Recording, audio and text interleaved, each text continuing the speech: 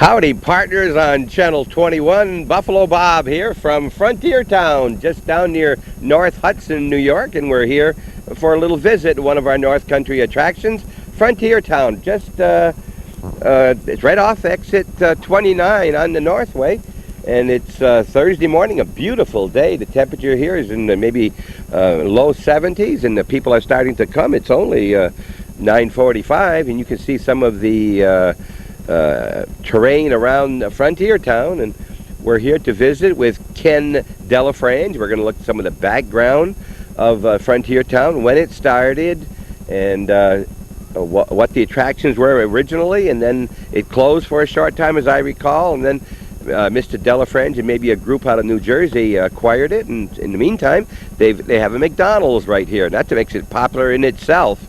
It's a large McDonald's, and then there's a gift shop right behind me, and it's a huge A-frame building, and we're here with the Calvin Castine, the camera, and the family. We're all down here today, and we're going to be here for 2 or 3 hours, and we're going to be showing you what there is available here. And maybe if you have not been to Frontier Town, try and visit one of our local attractions.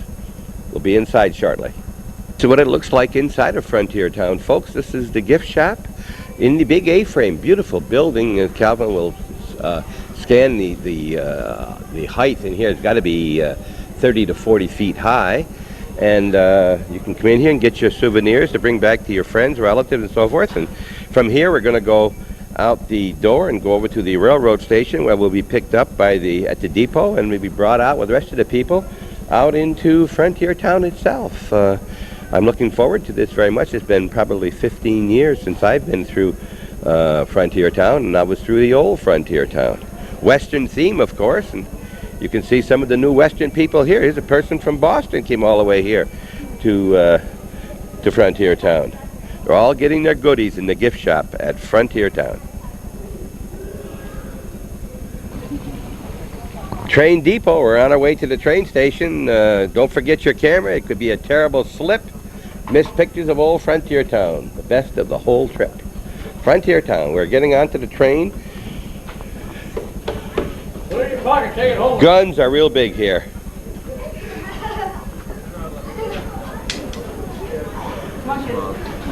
Stage on the Frontier Town Express here. Look out of the station. Those people just missed the train. We'll be riding out through the woods right down onto Main Street of Frontier Town. Their train is either real wide, or the trees here are real close. They tell me there are some dangerous hills up through here, and you'll see there's probably 50 to 60 people on the train this morning. There are 2 cars. Don't have any idea how far. We're going through the woods of the Adirondack Mountains. Want to remind you that you're watching Hometown Cable. I'm Buffalo Bob Venne, Calvin, and Calvin Castine on the camera, and you're at Frontier Town down near North Hudson, New York. Must be coming to our crossing. This is the little type of junction right here. You see the little thing down here. That's a type of an operation, as you saw in Rouse's Point on the D&H, that miner had a lot to do with out of Shazy. There's another railroad here that must have hit a cow here, or a bull, years ago, and they kept part of it right onto the train. Just scraped the rest of him off.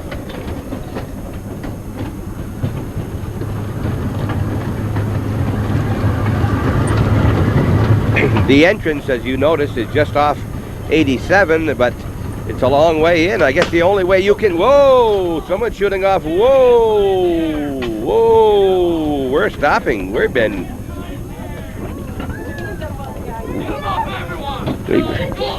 Candy and jewels. Do you have any gold? Do you have any gold? Candy? Any jewels? We've got an hombre just...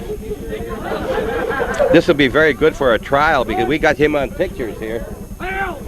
Oh. What do you want?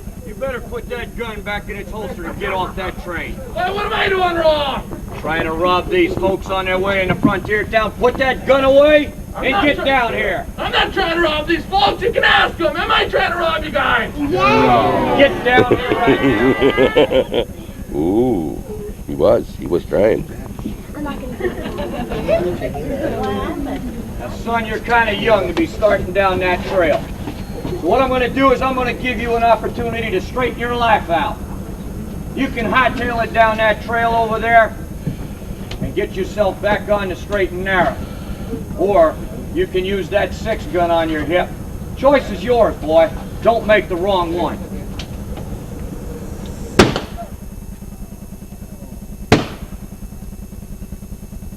Made the wrong one.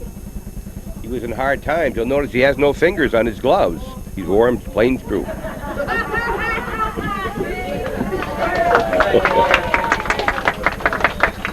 Well, we're lucky we had a deputy here on the train with us, riding shotgun.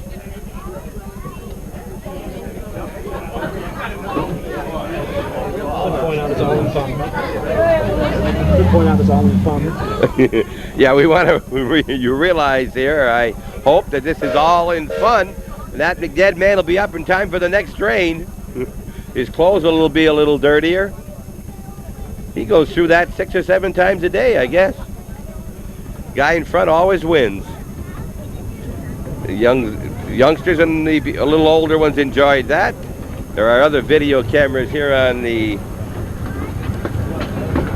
This must be a new innovation. I had never done this before when I came to Frontier Town in the past. We're back on again. We're taking some pictures of a logging camp, and this is a, I see they have a, I guess they would, it must be for grain, I guess. They would crush the grain and grind the grain with that. There are animals here on our left, the big bull there, other smaller animals.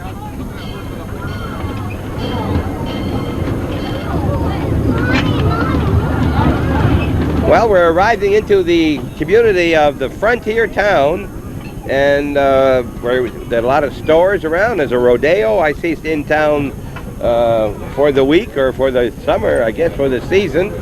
And all the various things. There's a water tower that they use for the steam course for the PJ Railroad. Frontier Town station right here will all be getting off, and they'll be going in and out of these buildings. Remember, the steam train runs on water. The water keeps evaporating as the steam is made, and you have to keep replenishing every few miles. Good morning, folks. Welcome to Frontier Town. The action right now is going to be taking place up in our Pioneer Village. To get to the Pioneer Village, go right down this roadway to the white picket fence over here, turn to the right, go past Dixie's Barbecue, turn left again. They're going to swear in a deputy, send him out on a stagecoach, see if they can't catch another one of those outlaws like the one we just got rid of out there on the tracks. Come on off now, have yourselves a good time while you're here in Frontier Town. We're standing here with Ken the Kid Delafrange. How did I do on the pronunciation? Very Ken? good. Very good. All right, so we call him the Kid, or I'll call him Ken from now on. Can I call you the owner, the president, what? Well, actually, I'm the president of Panther Mountain. We're doing business as Frontier Town. We're a public corporation. I'm one of the, I am the principal shareholder of the corporation. And we're traded on the pink sheets, what they call the pink sheets. And I couldn't tell you right now exactly where the stock is, but I think it's doing pretty well. Mm-hmm. We've been here now a period of approximately 4 years, and this is our 3rd year in operation. You say Panther Mountain Corporation or Incorporated? Panther Mountain Water Parks, Inc. When we first started out as a company, we thought we'd like to be in the water park business, and we made an attempt at that down in Chestertown, New York, and due to APA involvement with the project that we wanted to do at that time, we had to forego the water park. And then we found out about Frontier Town, and decided to come up here and try to get Frontier Town back on its feet and get it up and All running right. again. Before we get into the history of Frontier Town as such, tell us a little bit about Ken Delafrange Sr., because we have one in Champlain, New York. No, you have three Two, right three, now. three. Yeah, Two in yep, Champlain? Yep. Yep. Two in Champlain. No, three in It's, Champlain. tell me, how can it be three? Well, we just had another I grandson. know, but he can't be Ken also. No, he's not Ken, but we're starting to populate the area with Delafranche. I see that, yes. Right here. Lives on Cedar Street in Champlain. We see him in church every Sunday, and as a result of talking with Ken, and we talked about Frontier Town, and that his dad was the quote-unquote owner, we said maybe that may be an idea. Calvin's done a show on this before years ago. So tell us, where are you from and how did... Well, we come from New Jersey. We spent most of our adult life in the New Jersey community, and I was a builder down in New Jersey, and we decided to come up here and take life a little bit easier. Residences and things, you mean, or... Well, we started out doing some spot building, and then we went into the window and door business, actually. And that went very well for a good number of years. We just got a little tired of it and thought we'd move up here. It's so nice up here in the Adirondacks. We thought it might be a nice thing to get into for a couple of years and enjoy ourselves. And we thought we'd be semi-retired. We're anything but that right now. Well, you seem to be having fun out here with the crowd today, and your business down there wasn't known as Marvin Windows, was it? No, it wasn't. Right. But I see you're out here every day like this? Yeah, you're not every sitting day. in a stuffy office? No. I get down here in town sometime between 8 and 8:30, and stay down here usually until about dark. We just check on making sure everything is in place for the day. That park is picked up, and if there's any problems, we try to get those rectified before the next morning. And we have approximately 100 people here, so there's always somebody who has some kind of a problem. You mean 100 people that work here? Yes. Is that what it is? Where do you get these employees from? Mostly everyone that you see here is hired locally. We do have some performers such as the Marshal and the Indian folks that are here. They're from New Mexico, the Indians. Our Marshal is from Florida. And we have a couple of stunt fellas here that are from Connecticut. And the rest of the folks are all local Are they college people. students in the rest of the year? Well, our rodeo cowboys are collegiate cowboys, and they're on the rodeo circuit for their schools, and I think they do an excellent job here, as well as all the other folks that are here. When are you open in your year? Well, we open on Memorial Day weekend, and we go through Labor Day, and then we're open weekends through Columbus Day. All right. The weekends are without the shows, but we do have the train ride in, and the folks get a chance to see things such as the Frontier Home, the Weavish Store, the Country Store, the Indian Village, the bear, and some of the other animals that we have here. And they also get a stagecoach ride. We have stagecoach rides that go on from 2 to 4. Are there as many people here then? No. Workers? We have, at that time of the year, there's probably half a dozen or so people that All are... right. Let me ask you the logical question. When you go play golf and you arrive late at night, or it's later in the year, there's a difference in the admission price. Any difference in the admission price? There's quite a bit. I couldn't I tell didn't you. know this, but I Yeah. just thought there is a difference in Yes, admission there price. is. All right. I believe there's almost 40 some odd different ways you can come into Frontier Town. Is that right? Yeah. We have a preseason price. We have group rates, school rates, camp rates, discount tickets. I tell you the truth, there's so many different ways. Okay, let me just take a short break, and maybe we'll just get this while it's happening here. Sure. So I'll pay attention to you in a second. Yeah. Now have you all know that this here is a duly constituted court authority, and as such will be conducted under the proper lines of legal jurisprudence. Judge, what are you talking about this leaky prune juice? Oh no, Marshal, that's not leaky prune juice. That's legal jurisprudence. It's a highly technical term for the law. Well, I never have heard it before. What does it mean? Well, it means, no, means something like, no, more like, More like what? More like, oh heck, Marshal, I haven't got the slightest idea. But it sure is impressive, ain't it, folks? Sure is. Well, it doesn't impress me one bit. Oh, hey, outlaw, we're not trying to impress you. We're gonna hang you, yes indeed. Now let's get these here proceedings underway according to the most confusing laws of the territory of New York.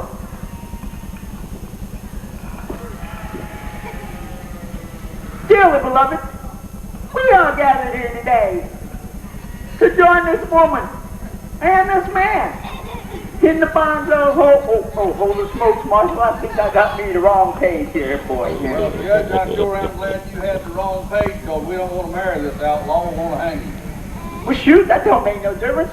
Anyway, it turns you stuck. And besides, I make the laws around here to suit myself anyhow. Now, in order to get this here trial underway, there are three things that are necessary. First of all, we need us an outlaw, which I'm sure we have here with his neck being stretched out this here pillory. And secondly, we need us a jury, by which I do hereby appoint all you fine folks. And at the end of this here trial, you will render your verdict. And last but not least, we need us an arresting officer. And I'd like to thank you, Marshal, on behalf of all these fine folks here this morning. I'd like to thank you for bringing in that there polecat. I never brought him in, Judge. You didn't? No. Well, what'd he do? Just stuff his ugly head through that hole all by himself? Yeah. No.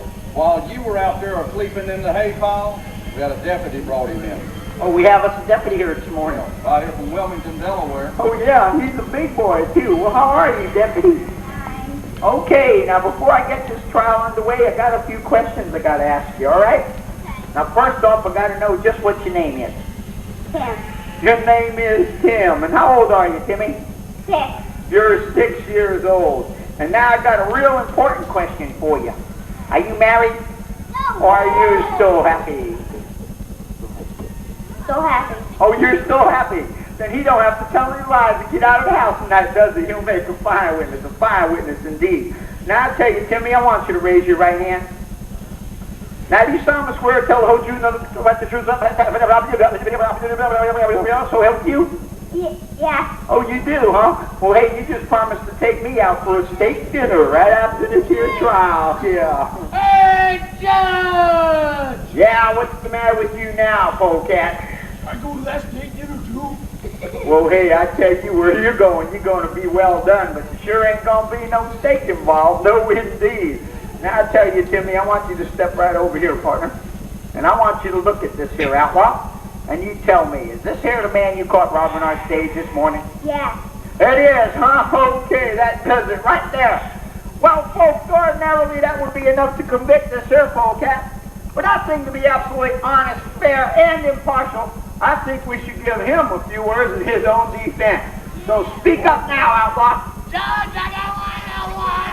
Wow! Well, you gave him a chance, Judge, and he didn't have a word to say. Well, then that does it. That makes it legal. I thought you said something about a fair trial. Oh, hey, Marshal, I don't ever recall saying anything about fair. We just said we'd try you. Yeah, well, why want a lawyer then? Oh, boy, now he wants a lawyer. Well, let me see here. Hey, if any of you good folks out there will care to defend this here polecat, just raise up your right hand, and I'll have the marshal here shoot it off at the elbow. There ain't a lawyer in the crowd. Put it down back there, Finn Scrabble, before you draw back a nub.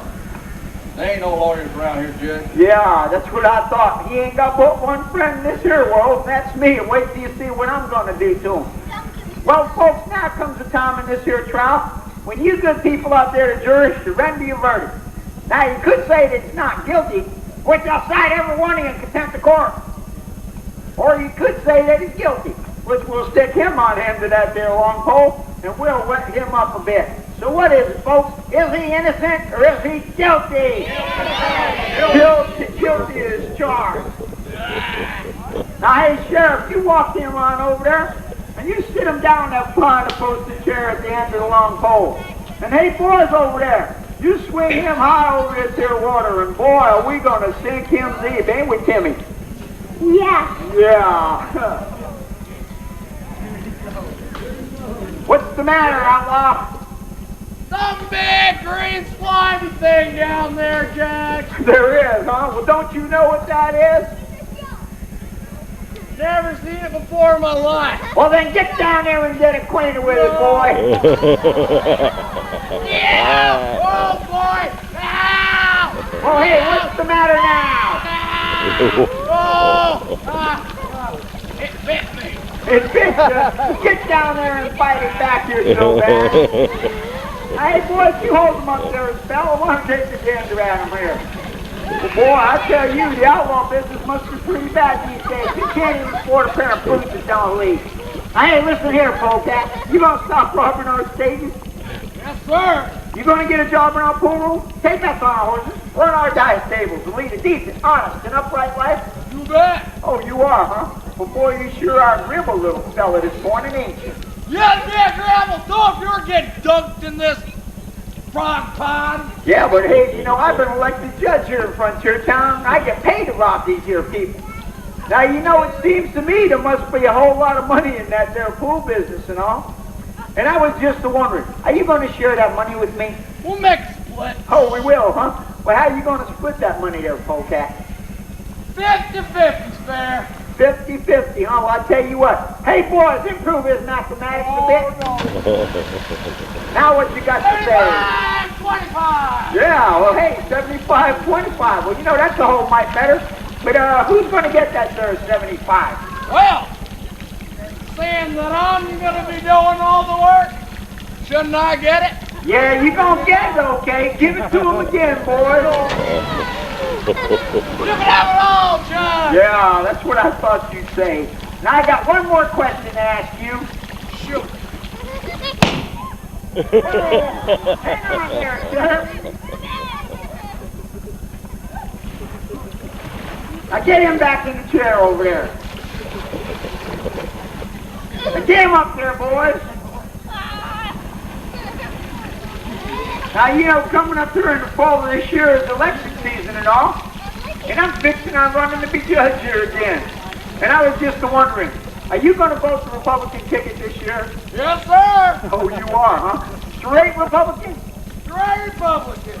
You're telling me all the way down that line, Republican. I'm telling you anything for you, Roy Bean. Well, I'm telling you, boy, I just happen to be a Democrat. Shout him again, boy. Now, you swing him on the side over there. We're going to run that boy so far up that dry dog road. It's going to take $9 to send him a postcard. Why, holy smoke, that's Blackie Dalton. I didn't recognize him washed up. Don't let him get away, Buzzard. Buzzard, shoot him. Buzzard, shoot him. Don't let him get away. Oh, Buzzard. Buzzard, what's the matter? Oh, boy, it's gone no. Why, holy smokes, I think he just shot his big toe off over there. Well, Marshal, you're in a heap of mess here this morning with this outlaw situation. I'm going fishing for the day. Well, now listen up, folks. Do not leave this area because our next action here in Frontier Town is going to take place right here in front of the Tillery.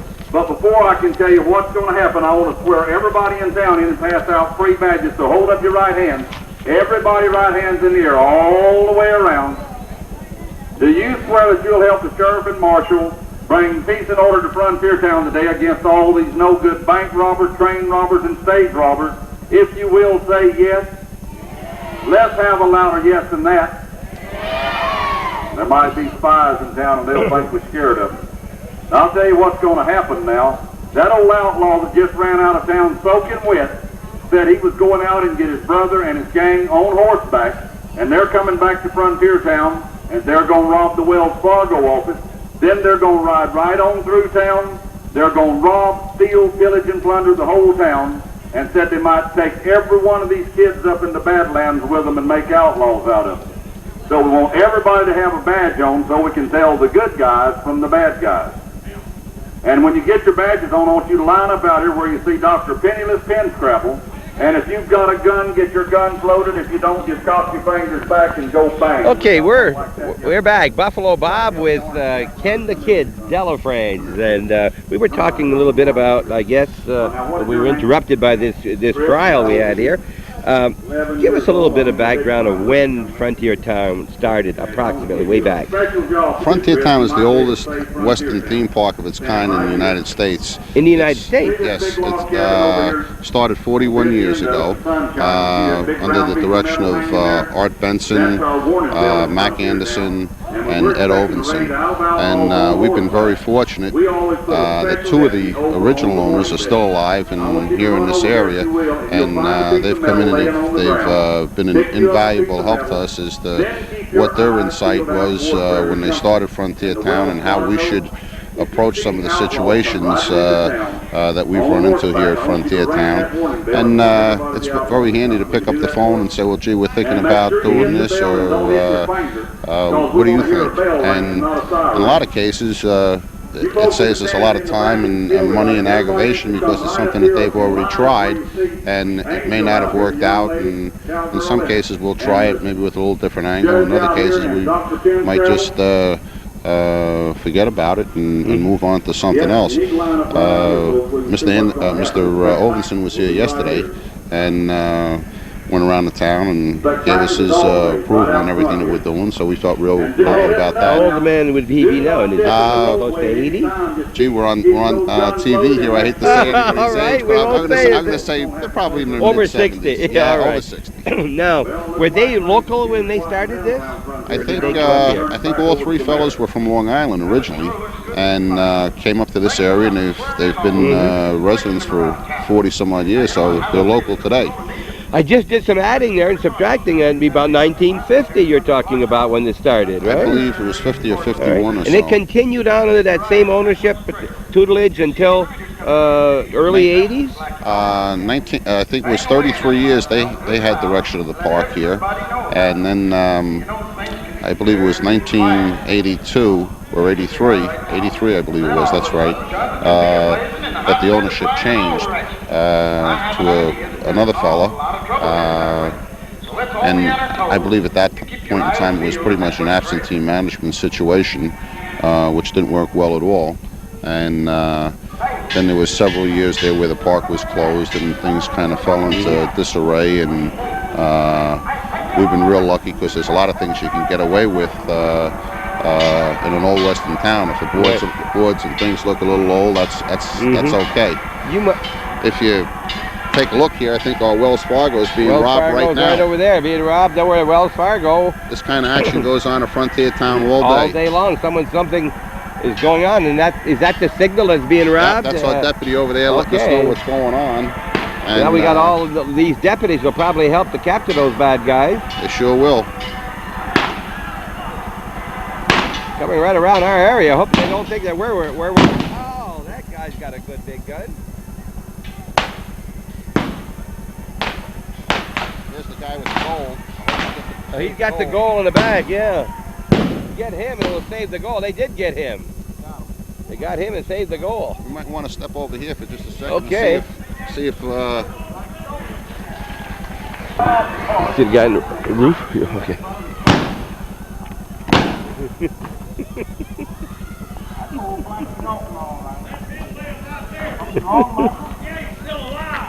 Pretty good fall. It's a great fall. It's a good thing we got a marshal that can hit what he's shooting at here every day. You wouldn't believe it. We'll take care of that. No, no, no! I'm here to solve all those people, not that way. Bye. Don't waste your ammunition on the poor cat. It's just not working. No, no, no, no, no! That's the heck of the gun, right? You busted gun. Well, he ain't no good. Oh, I know he's no good. I know that. But he's badly wounded. Still kicking, still breathing. Tell you what you better do. Get yourself some help. Just like Festus. Yeah. Lumping off there.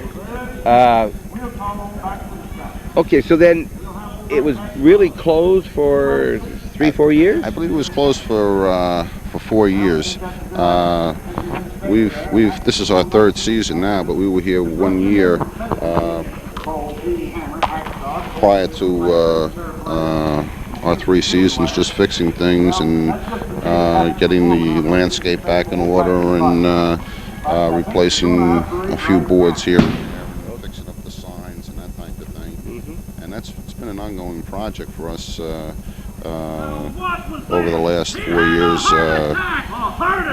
trying to get things back in order and changing a few of the animals that we have here. That takes a considerable amount of time, and we're very fortunate that a lot of the folks that have been at Frontier Town for 25, 30, 40, some folks have been here since the day it opened. So they really are the experts with a newcomer, and they've helped us considerably on getting everything tuned up to put on the shows that you're seeing here today. Okay, let's just a little bit of this show out here. We don't need a doctor like him any longer here in town. Maybe he can get him a job working for Little House on the Prairie. I don't know. You know what that goes to show, deputies? Don't ever break the law because you might have a heart attack. And I believe he had a double barrel one, don't you? And at this time, that was the end of the Dalton raid. If you'd like to ride on any rides or visit English, I noticed I haven't seen anybody come in recently. Does that mean they're holding them up back outside, like for another area to come in at one time? Right now, in the mornings, we have one train that runs because a lot of folks that are on vacation, they tend to get a late start. About 11:30 or 12 o'clock, we'll be putting on a second train. So the train that we have here now takes approximately 12 to 15 minutes to make All right. each revolution around the tracks. We have almost 2 miles of railroad track here at Frontier Town. Is that right? That much? Yeah, it's quite a bit. Let me ask you, when you said that you were going to come in here and operate this 3 or 4 years ago, did the community meet you with a brass band and just waiting to have you come here? Well, locally here in town in Essex County, they were a tremendous help. The rest of the area outside of the state seemed to be very little help. I think Essex County, being that it is a small county and doesn't have that political punch, there were a lot of other projects probably in the state that folks felt that they deserved the funds to help them get started. But we've had the North Country Businessmen's Alliance has been very helpful to us. Jerry Kelly, who was the former director of the Essex County Economic Development, was very helpful in helping us get things rolling here. And there's been a lot of help locally, a tremendous amount of help. Okay. Now, what would you like for me to say?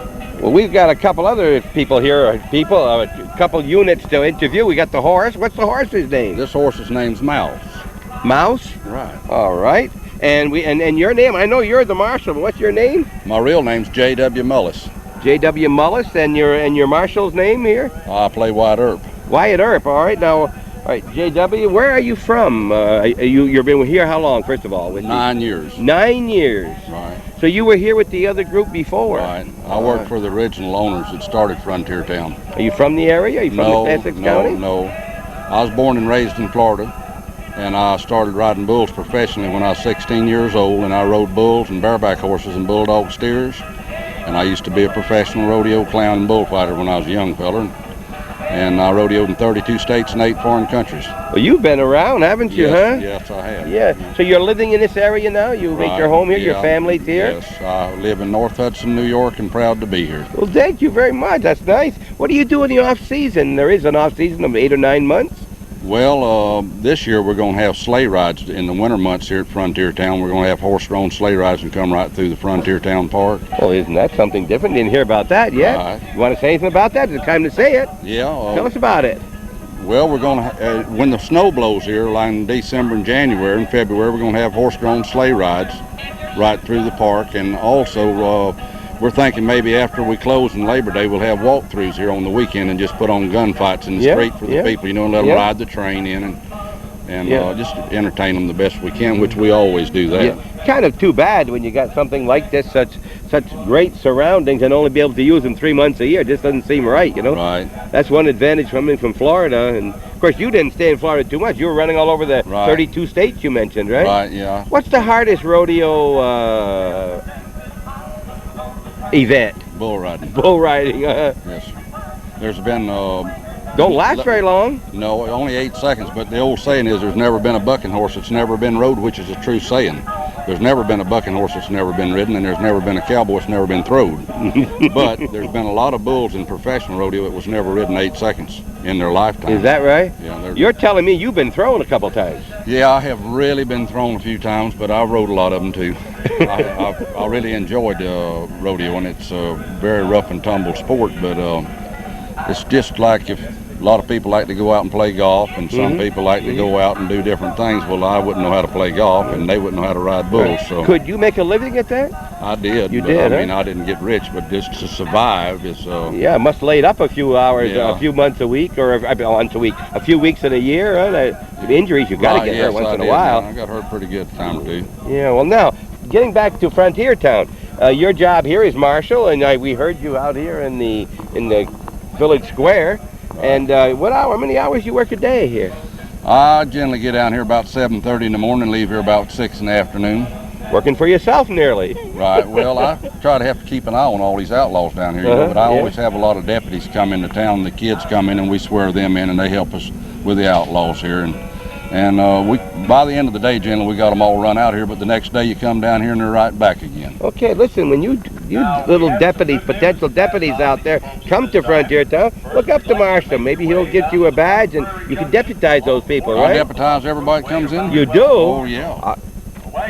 You don't have a badge? I don't have a badge. Well, let me see. I don't Yeah, have one with me. You've been, sure. Yeah, You just yeah, caught a okay. marshal without a badge. No, listen, I just gave out about 200 badges right here just to Well, I heard you were turning them out. You can't be without a business card, and you can't be without a badge. Well, you know, I think pretty sure that I can get you a badge here before you leave. Well, all right. Like Listen. right now.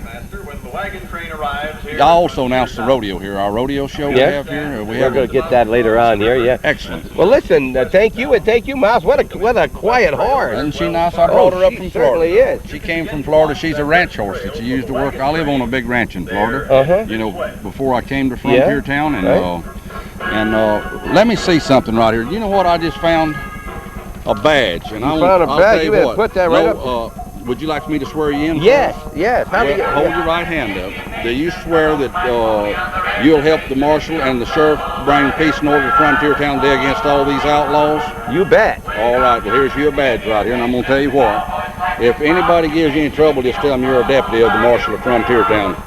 And they'll probably tell me they're a marshal, too. And then today, I would help those outlaws, and I'll tell those outlaws, I'm a friend of the marshals now. That's right, and I'm going to tell you what I got to do. I got to ride on up here. I heard there's a bunch of renegade Indians jumped the reservation, and they're going to try to attack the wagon train heading into town, and I've got to go out there and warn them. Nice talking to you. Well, I'll see you, partner. See you, partner. The marshal from Frontier Town, and Mouse, his horse. See all those bullets in the back? There's some wanted posters on the tree right there. See you later, Marshal. Well, I see old Pack Saddle Dan and his favorite burro headed down toward Prairie Junction. That's for sure. Guess they're going to bring her over to the doctor there. You can hear the announcer in the back. Apparently, a woman's been attacked by Indians and got an arrow in her back, and they're going to bring her to the doctor. Here comes the marshal. Find out what's going on. More people arriving. Well, the marshal is taking the lady into the doctor there, and although she's badly wounded, we understand that she's still able to talk. So we'll check with the marshal just as soon as we can. We nearly held up the marshal too long. Like I said before, it looks like trouble to me, and I'll tell you something else. She could be from that wagon train. We want to remind you that there's shows here all day long, and right here I'm holding a schedule that they give you when you come in, and with that you can plan your time. You got a map here that tells you where everything is. That's on the back. And you can put a full day in here for one admission, and unless you want to buy food or a gift in here, that's it. There goes the sheriff up there now. That's the, I'm saying, what I said, the sheriff, the marshal. Okay, that's the fort. I guess that's Fort Fry. The marshal, of course, is a federal marshal, and the sheriff is a local law enforcement. Now here comes, that's the cavalry, and the cavalry will be coming down and to see if they can take care of those Indians. Here come the cavalry.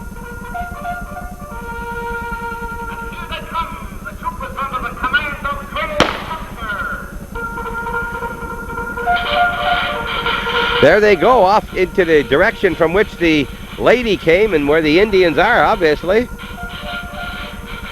And the dust, you see, the telltale sign of where they are. And you heard Mr. Delafrance, Ken, tell us that there's over 2 miles of railroad tracks here in the frontier town area.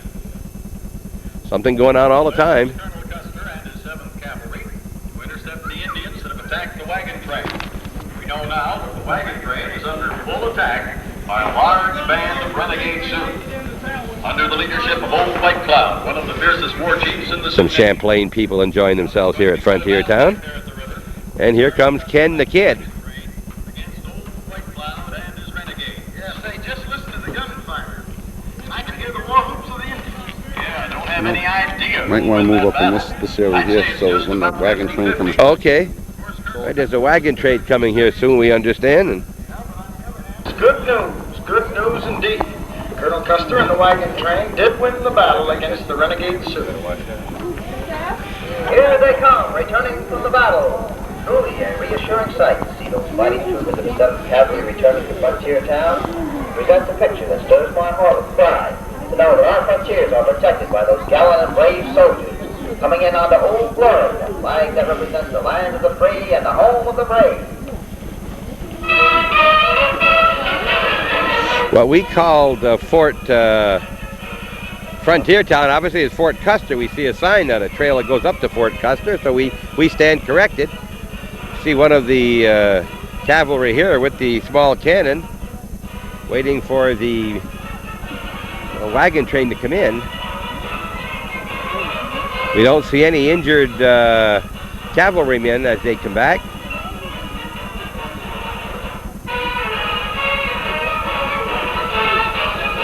People are lined up all around here. The crowd has doubled since we saw them back in the square.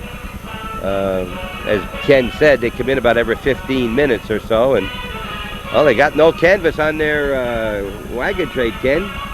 That canvas must have been burned off today. Burned Those off, Indians are huh? tough. Yeah. We have some tough Indians here. I think right now the Marshal and Colonel Custer will probably be looking for volunteers to help them through the rest of the day here. Do they always get enough volunteers? Can they get enough? We've been doing pretty well this year. We've got quite a few volunteers, and we've made it through every day. This is August 8th, I think. And, Right. Volunteers have really been up each day. Good, and I see the stage is behind them too, coming in. A lot of cameras here. Everybody's allowed to bring a camera and take all the pictures they want? Yes, sure. Video camera, likewise, huh?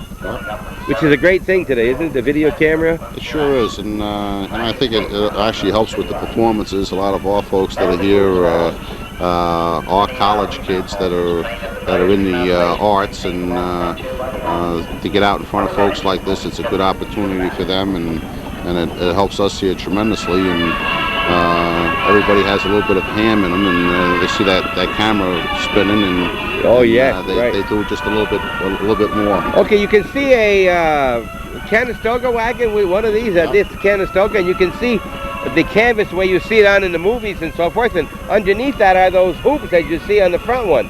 And those hoops are just put over there. I guess they're metal, and they're covered with canvas, and then the whole canvas covered completely.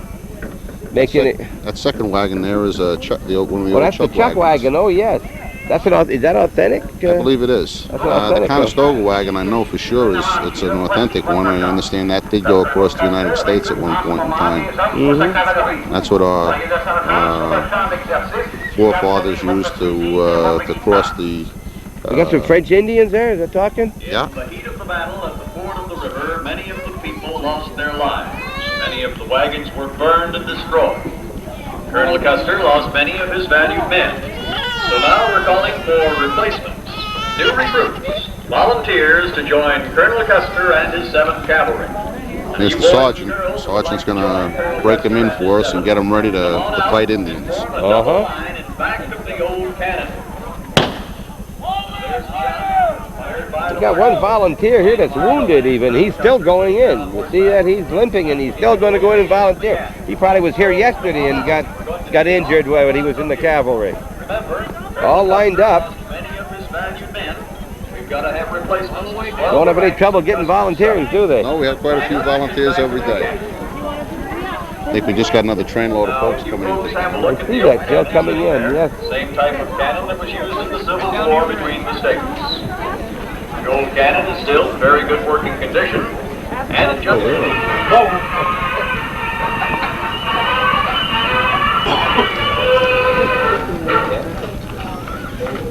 This time, I think it would be fitting that we stop for just a moment to tribute to those who years before have found fighting for the ideals we serve to keep our country free. Have volunteered to be members of the United States Army. You have volunteered to be members of the proudest outfit in that army, the 7th Cavalry. When you are asked a question, you will answer with a loud and clear yes, sir. Is that understood? I can't hear you. For the next 2 years, you will undergo some very rigorous training.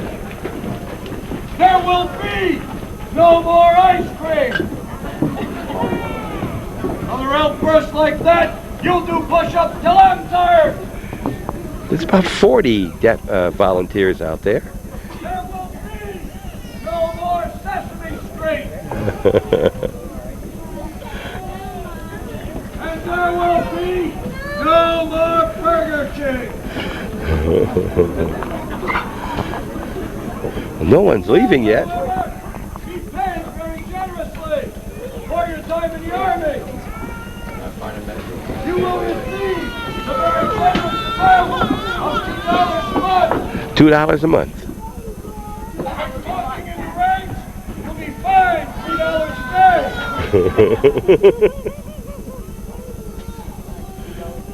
You all know your right from your left. I can't hear you. When get in the command form right space, you will turn to the right. When get in the command form left space, you will turn to the left. Command form attention means to stand up straight, both hands on your side, facing forward. Is that understood? Company! Attack hand! Straighten up! Right! Hey! Turn your right! Got some people out here don't know the right from the left. Hey! Turn your left! Right! Oh, they're going back right. It's terrible to be the first one in line in a case like this.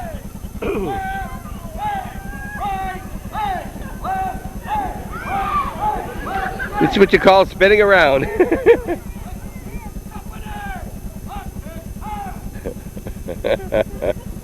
the dizziest bunch of recruits I've seen all day! You will now receive your enlistment papers from these gentlemen at each end of the line. When you receive your paper, you will answer them with a loud and clear, "Thank you, sir." Is that understood? Last move. 10 push-ups. You're supposed to be at attention.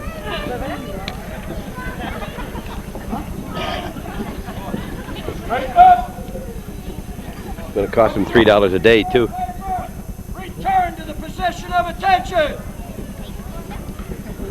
Hands by your side. Feet together. Shoulders back. Tuck those chins. You can see there's over 200 people here now. Probably close to 300 people in and around the area. And at least 90% have a smile on their face. The only one that doesn't is the cameraman, Calvin, the hombre. Buffalo Bob here with the mic, and here's a couple fellas that are must have just got paid. They're smiling. Starting tomorrow morning, I'll become both your mama and your papa. You will follow my orders or you will be cleaning the stables. Is that understood? Yes, sir! I can't hear you. Yes, sir! You will now be tested on your ability to follow orders, and you'll be observed for the rest of today. Following this order, you are hereby ordered to go out and have as much fun here at Frontier Town as you possibly can. Is that understood? Yes, sir! Company, attention, hands! Company, just hands!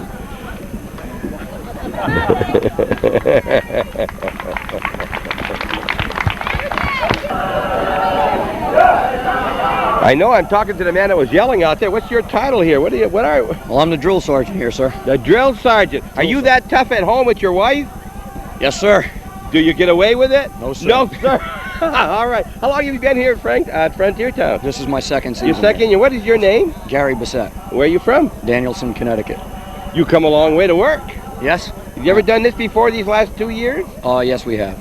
Yourself somewhere else, you mean? Right, yes. All right. So you're experienced, huh? A little bit. You get a kick out of these with these kids. They weren't afraid of you, but they sure pay attention. They do. All right. They do. Yeah, we enjoy working with the kids out here. That's what it's all about. You work 7 days or 5 days a week? 7 days a All week. 7, huh? Yes, sir. Yeah. Anything you want to tell me to make me do something here? Attention. No, all right. Thank you very much. Nice talking with you. Right. The drill sergeant. He just got his gun ready here to fire off. I say his gun, his cannon. Yes, sir.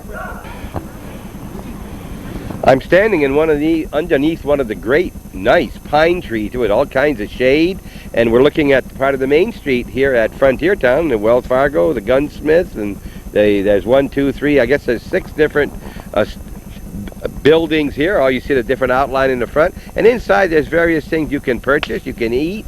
They have some Western clothes, I guess, and there's some gifts and so forth you can purchase while you're here. Over to the right is a little the pony, and there's a merry-go-round in the far side, and there's a barbecue here, a Dixie barbecue you can pick up and go sit under a tree and eat it. And you'll notice how clean it is here. There's a lot of barrels around, and obviously people are following the lead of others, and if they don't see something on the ground, they aren't likely to throw anything else on the ground. We're right where this is where the drill sergeant was just a short time ago. There's the OK Corral. There'll be things going on there obviously later, right behind the sign for the trail to the Fort Custer. A very well done operation here, and I'm very enthused. We've been here since 9:30, nearly 2 hours, and the time has just flown by. We haven't been on camera all the time, obviously. There's our... Now that I get out of that sun, away from the cannon, I can talk to you a little bit longer. Tell me your name again. I've forgotten it out there. Gary Bissett. Gary. All right, Gary, I've seen you at least 2 other times today dressed differently. What are the different things you do here at Frontier Town? Well, I play the town doctor, which is Penniless Pin Scrabble. That's our fellow over there that's by the trial area. Then I do the drill sergeant. I play a Wells Fargo Express agent, and I go out on a train once in a while and catch the outlaw that's out there once in a great while. We saw you this morning. You got one on the way in. Yeah, we were lucky this morning. So. You got a good shot. Wait. And then I'm also involved in the rodeo over here. We do a shooting exhibition act in the rodeo, my partner and I. And I also fill in for one of the chariot racers on his day off, different days and things like that. And I'll be doing that again a little bit later today. Then after that, we have our Speedy Gonzales shootout out here, which I play the deputy from town. They keep me pretty busy. You always win? No, not always. All right, Not all always. right. Now, you said 7 days a week, so you keep yourself real busy. Definitely. What do you do in the spare time, and when do you wash your clothes? Well, once a week, I get a chance to go down to the laundromats. Once a night. Yeah, once a week, right? I get a chance down there. Really, in the evenings, there isn't really a lot to do except just sit back and kick back and relax because of the day that we put in.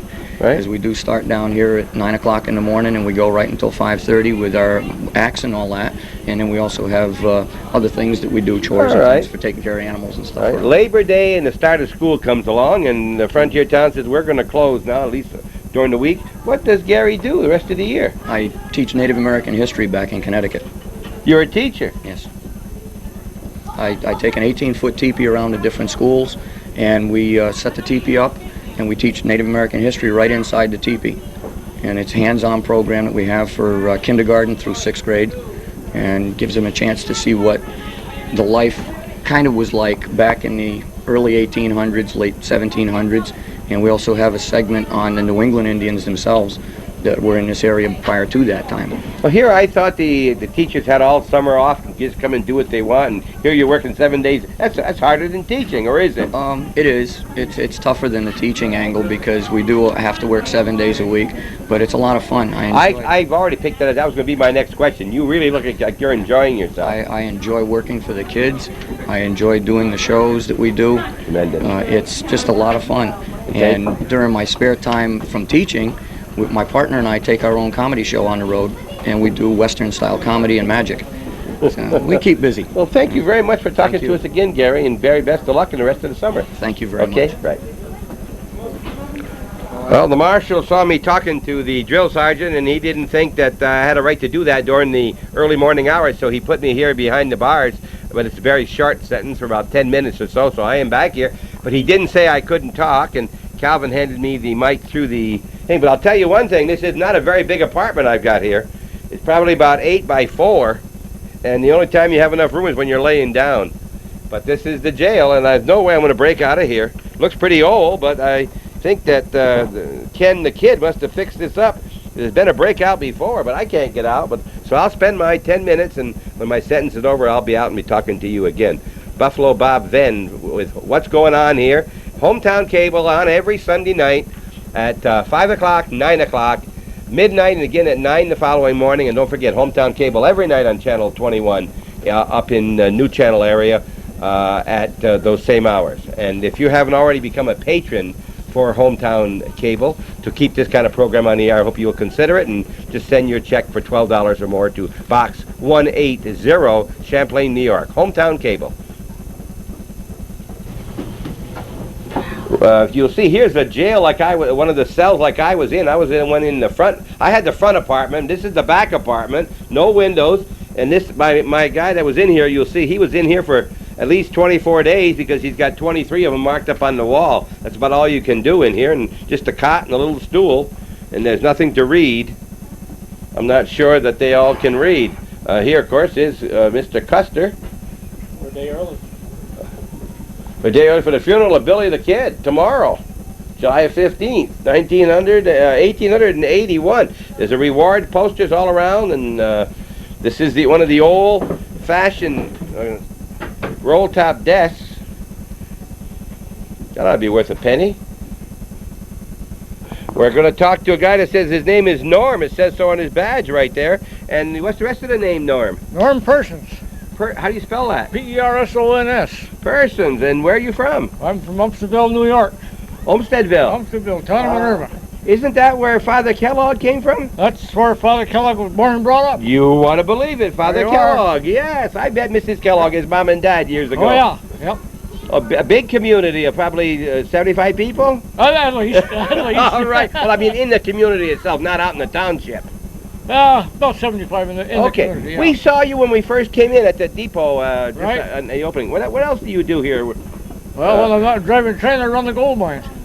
You run the gold mine, yeah. We got gold nuggets and gold bars, and you can run a prize and have a good time. How long have you been here, Norman? This makes about 8 years. 8 years. You like it? I love it. Love it, huh? Yeah. What do you do the rest of the year? Watch television and eat? Watch television, walk, and read. All right. Thank you very much, Norm Person. We'll see you later. I know. Okay, you're on Hometown Cable.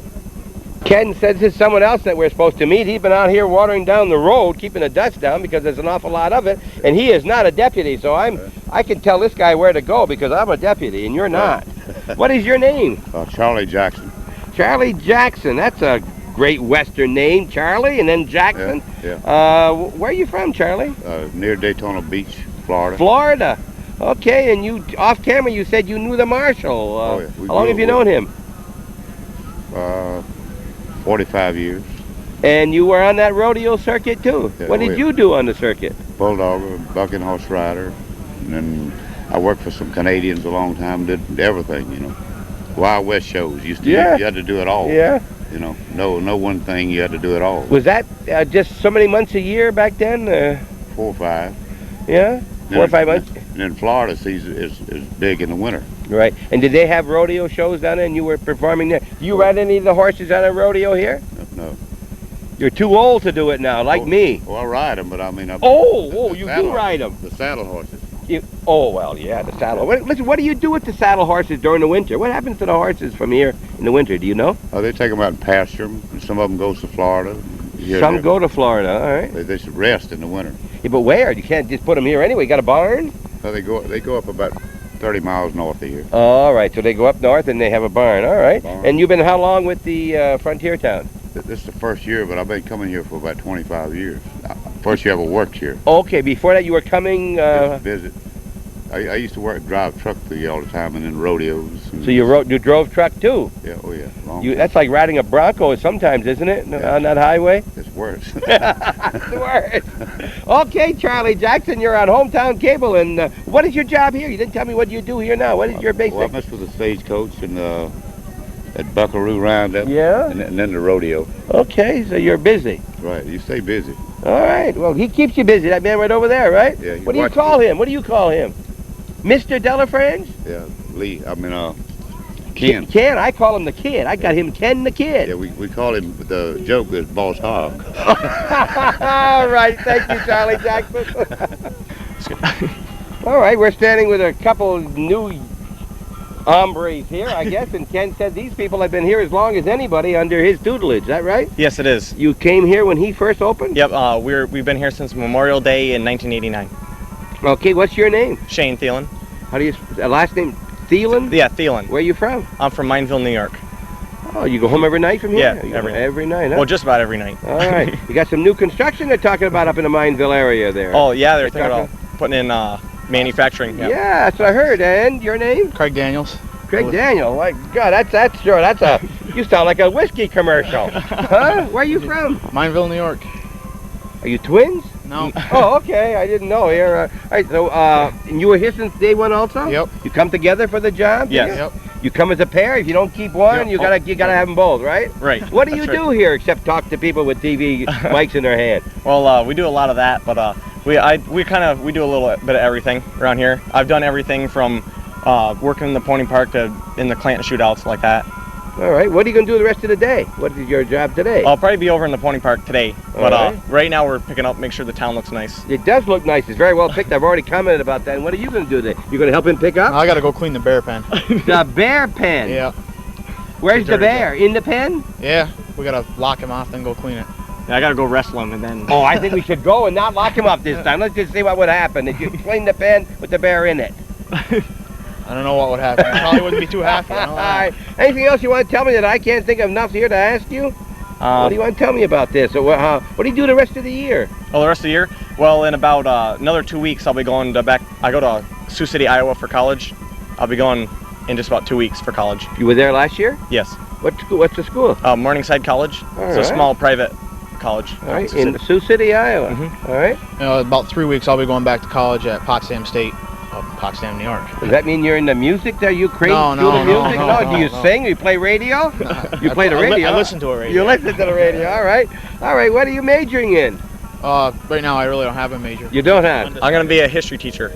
See, because I heard that Ken majored in history, so I figure if I major in history one day, I can own Frontier Town. Oh, right. He'll sell it to you, too. We're talking with two of the employees who have been here since day one with Ken the Kid Delafrange. In our grand entry, left by the stars and stripes and the maple leaf of Canada's American-made Indian flag, bull riders, bunny horse riders, pickup men riding the beautiful bays, buckskin horses, saws, Appaloosas, and Palamees, the American quarter.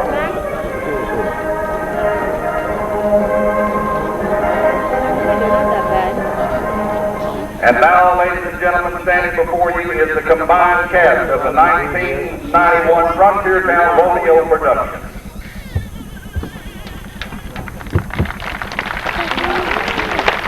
I want to mention what we're doing. Oh yes, we're at the Frontier Town in North Hudson, New York. The guests of Ken the Kid Delafrance, the president and principal owner of Frontier Town, and we're at the rodeo show, which is about a 40-minute show, and we'll be, if we don't get it all, we'll be getting parts of it. As you're watching Hometown Cable, what's going on here? I'm Bob Venn, Calvin on the camera as usual. Let's listen to the announcer. Where the grass grows lush green and dirt high, and the water runs cool, clear and deep, that you as our Savior will say, Cowboys, your entry fees have been paid. Amen. Now standing before you, ladies and gentlemen, are sons of the sons and daughters of the pioneers of the winners of our own West. And at this time, if you will, please post your colors. Right now,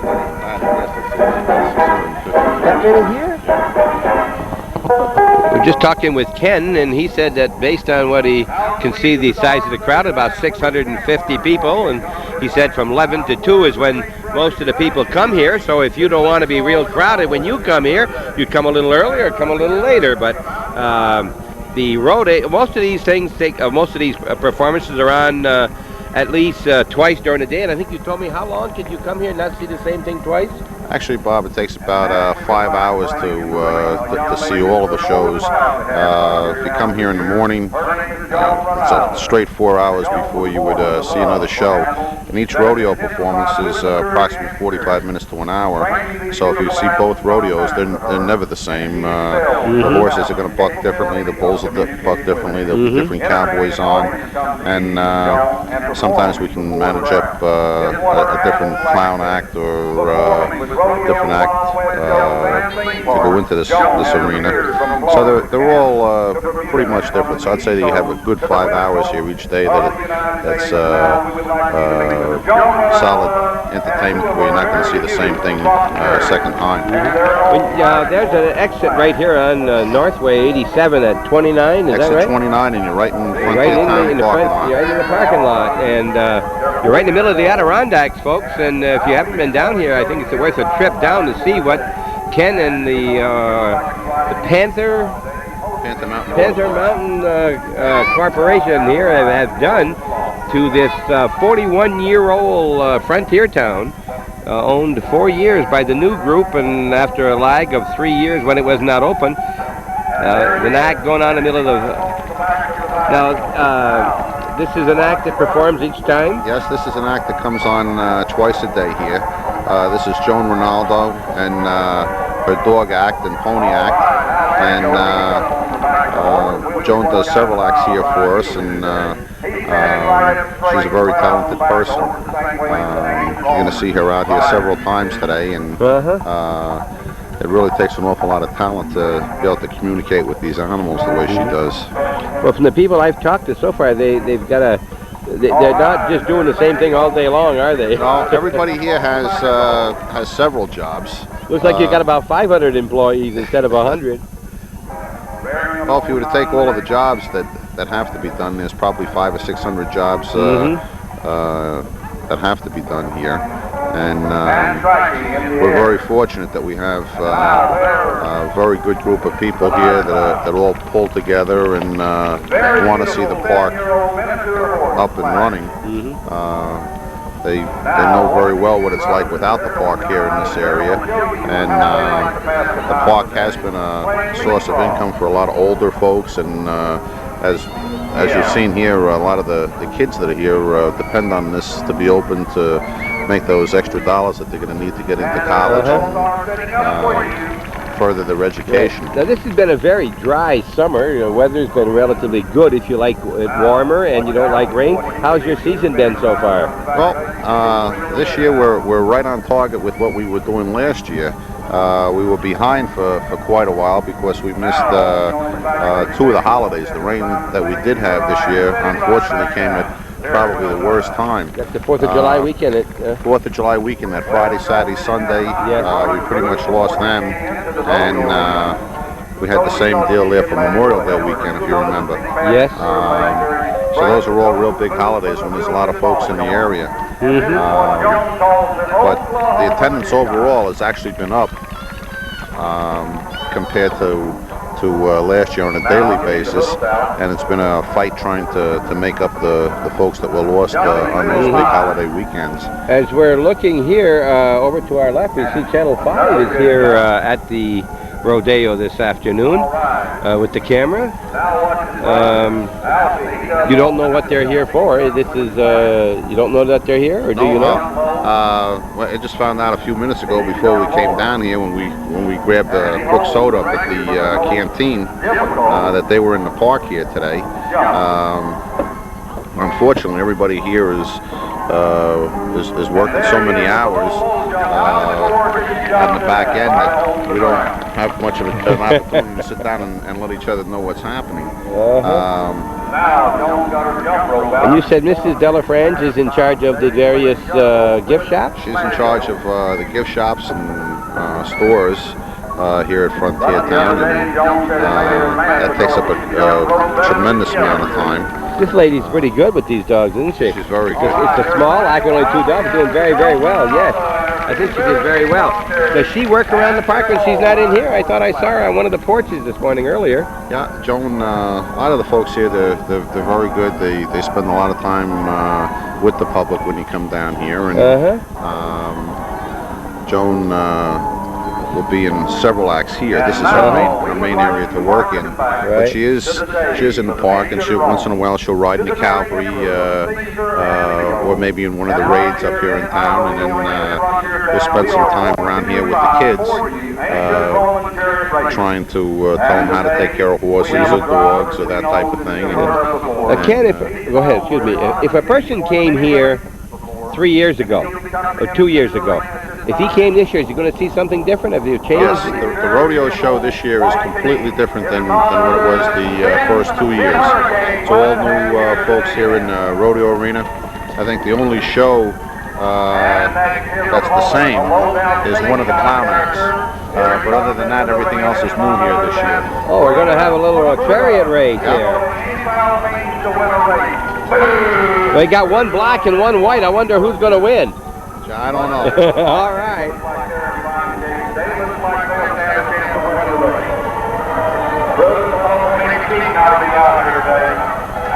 Now they're starting off on the corner. Look at that little white thing move right out. Hey, Bruce, how do you like these shirts? Well, you did as well, Mike, so you're going to be eating a lot of it out here today. Hey, you got the corner already. Now, the white horses and the white, that's Gary Bassett, isn't it? That's Gary. Gary's our town doctor. We talked to him. Sergeant. And who's the other? The other fellow is Rick Mazzarella. Rick is a stuntman from Connecticut. He and Gary came here together as a team. Oh, he was the judge. Yeah, he was the judge. Yes. Well, I don't know. He has different roles.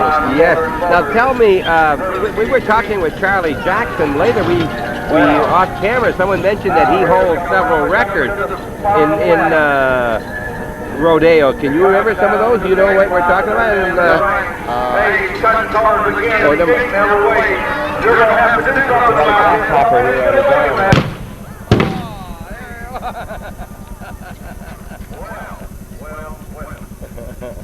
Do you know what that goes to show, folks?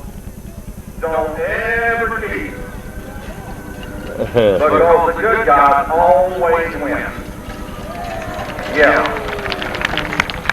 At this time, we would like to introduce to you the driver of the white team. He is a professional stuntman, and his name is Gary Bassett, playing the role of Venne Hurricane. We've seen Gary, remember, on the train. We talked to him earlier as an interview. He was the judge. That was his friend, we remember, in the conversation. They work as a Western comedy team off-season. Gary's the teacher. I don't know what his buddy does, if he's also a teacher or not.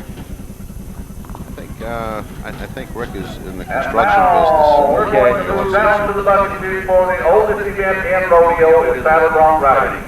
Saddle bronc riding is an event you have to have I'm just getting out of the sun. hand on a Mustang. That is to beat the rope hooked to a hole I'm not in the a sun horse's head. person. Yeah. You must have one hand free in the air. This is and sail back to the bucket horse what 8 Charlie seconds Jackson for a told us qualifying was ride. his gentleman And pickup Peggy man. Sampsky is on the Oh, okay. And the fellows that we have here are all collegiate rodeo people. College, collegiate, yes. Yep. And they represent several different universities across the United States. And the kids wanted to get into this, and basically the only way that you can learn this is to get in and do it. So what you're telling me is that in colleges out west, they actually have a rodeo team, Yes, they like a basketball team or a baseball or something. Yes. Now, Charlie's on the far horse way over? No, Charlie isn't on. He's not at all there. today. There's the bucking horse here, the bucking horse.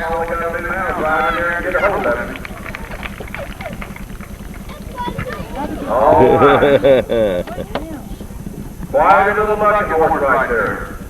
You notice the horse, not only the rider, but that horse that's out there knows what he's doing also, doesn't he? How to get that horse, the bucking against the fence.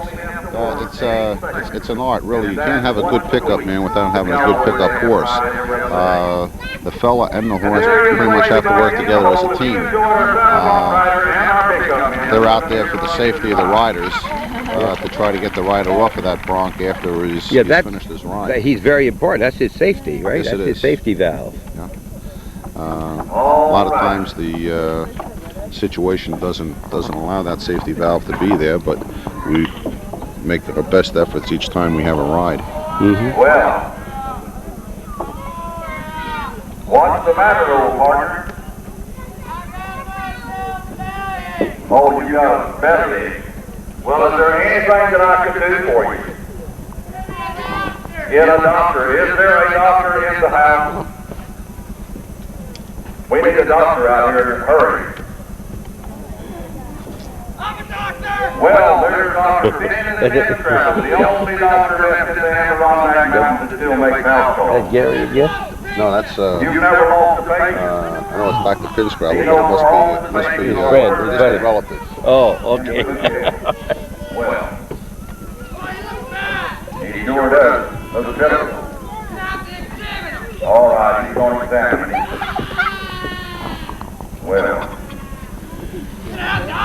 Well, he says he's going to have to operate on him.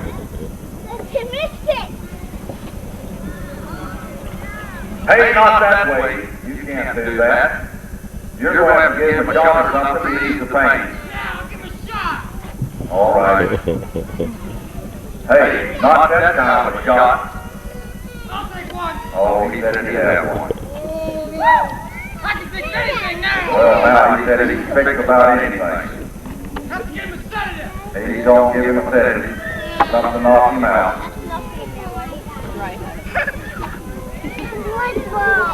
Hey, no, not like that.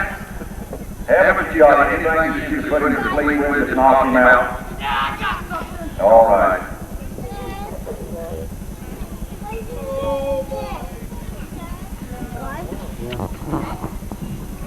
Well, the old well, check his heartbeat. now he said he's going to check his heartbeat to see if this is the right pace.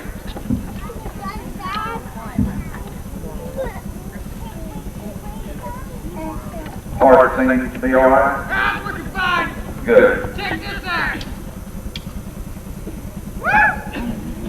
I'm not working so good. Oh, I know what's wrong with him. what's the matter with him?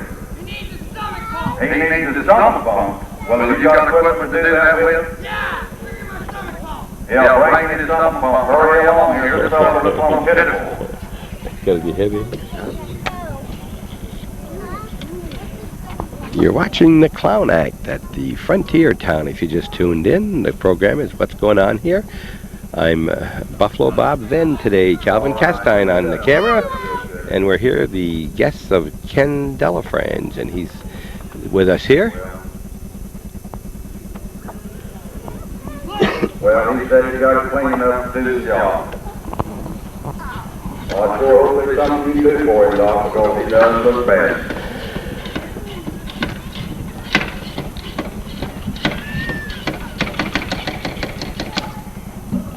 Well, he looks better. Does he feel all right? Well, he said he feels plumb good. Yeah. Well, what was the problem, Doc? Well, something he ate. Something he ate. Yeah. Too many pork chops. Well, what do you think about Dr. Venne Pinscrabble and his stomach pump? If you're ever up in the Adirondack Mountains and you have any kind of problems and you need a doctor, just call Dr. Venne Spin Travel, because he still makes house calls.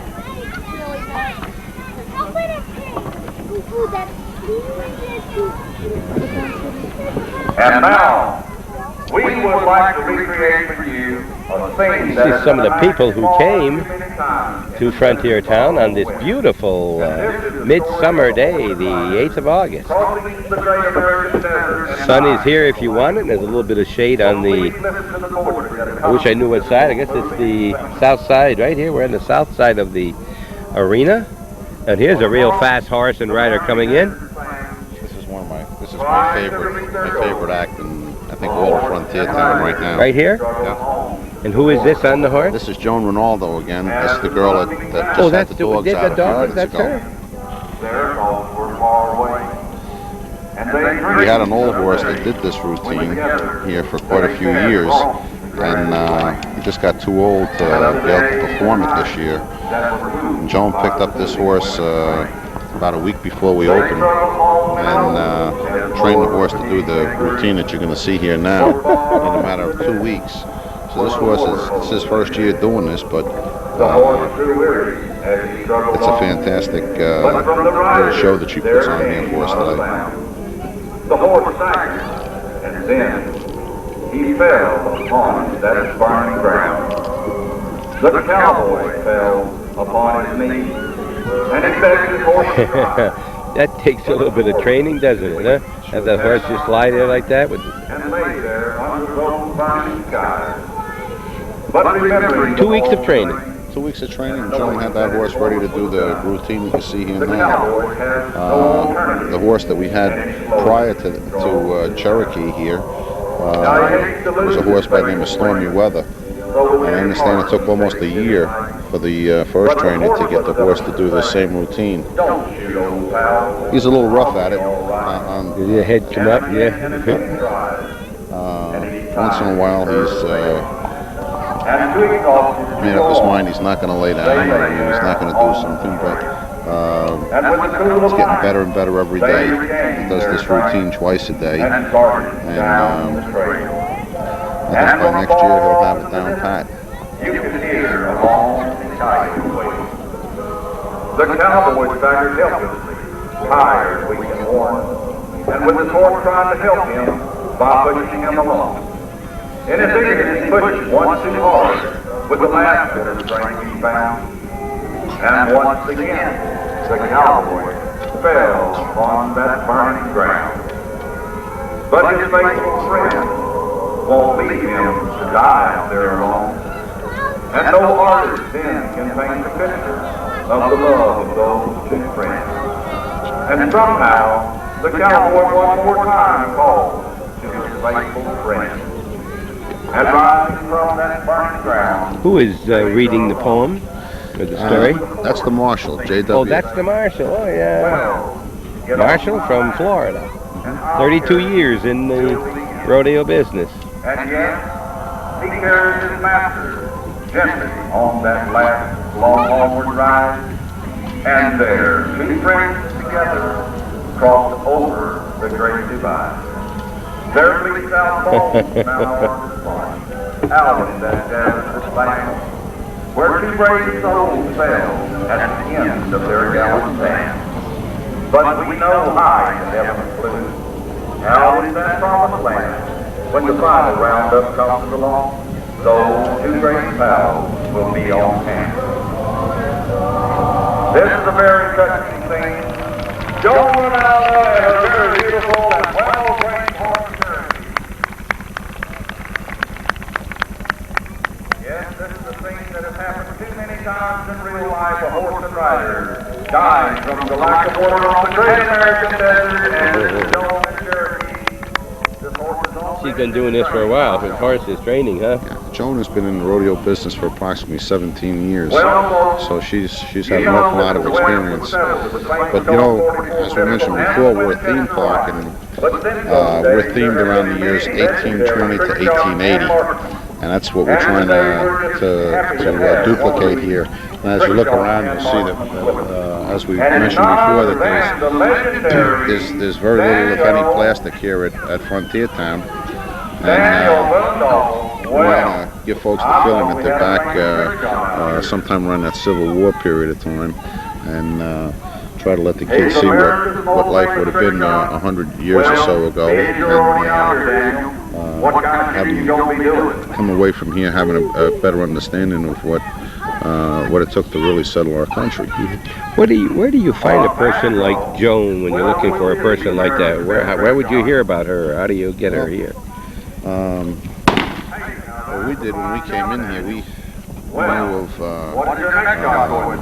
several people through the original owners that had worked here at Frontier Town, and what we wanted to do was to contact as many of those people and find out if there was any interest on their part to come back to Frontier Town as a performer or an actor. And as we contacted a lot of these people, there was a tremendous amount of interest. I think the one thing that we have at Frontier Town is there's a tremendous amount of support between the people here, and it's more or less a family type atmosphere. They do a lot of things together. They go to various rodeos and things such as that. So when we're looking for help,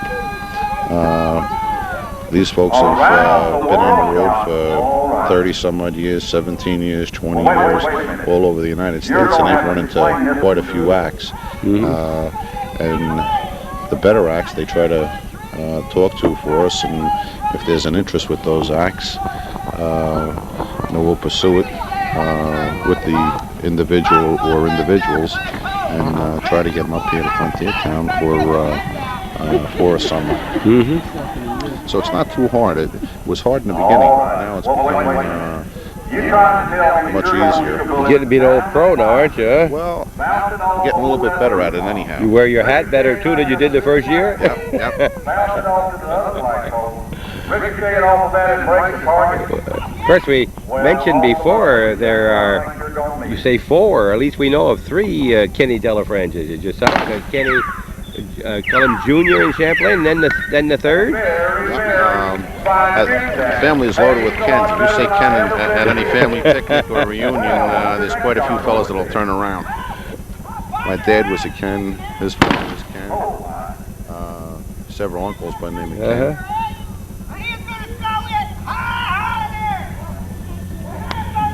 There's a train in the background over there going back to get some more people, I guess. I want to remind you that we're at Frontier Town, and once you come into the front gate, unless you're buying a gift or you're buying some food, there's no other expenses for any of the many activities that take place here. Acts going on all day long, and you can stay from the time you come in till 9:30, I guess, until when you close at night if you want to, right? You can watch it for 2 or 3 times if you so dispose. And you can run loose in here. No way of anybody getting hurt that we can think of, and they can't go very far. There's trees all around the area. Is that Gary out there again? That's Gary. Oh, that's there in his buddy. Oh yeah, this is that Western act we talked about. I guess they do off in the winter months. Oh, excuse me, that's a whole lot harder to do. Now give him a good shot at it, sir. Take careful aim. You'll get it, Daniel. You'll get it. Wait a minute. Wait a minute. Whatever you do, don't laugh at Daniel Boondoggle. You might make him mad. Hey, don't laugh at him. Wait, you got those other eggs in it, Dan. No. Hey, don't laugh. Don't you throw those eggs at him, Daniel. Hey, no. Well, what do you think about our legendary marksman, Daniel Boondoggle? I think he's the greatest trick shot in the world, not just in America.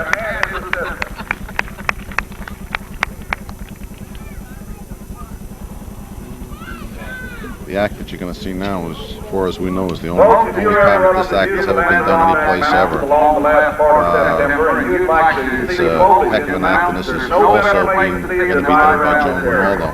We have hotel facilities up on Route 9 and Frontier Town Motel and Restaurant open year-round. We'd like you to stop in and see us. And at this time, I'd like to ask all the little kids in the stand, please, if you will, do not fire your cap pistols. Now there, in the area right here, this group, I don't know if we talked about this on camera, there is a camping site. There's a campsite. And so forth. There's a campsite directly across the street from Frontier Town. Frontier Town has 2 motels here, and we have a McDonald's restaurant in the front. We have a family restaurant up in the back.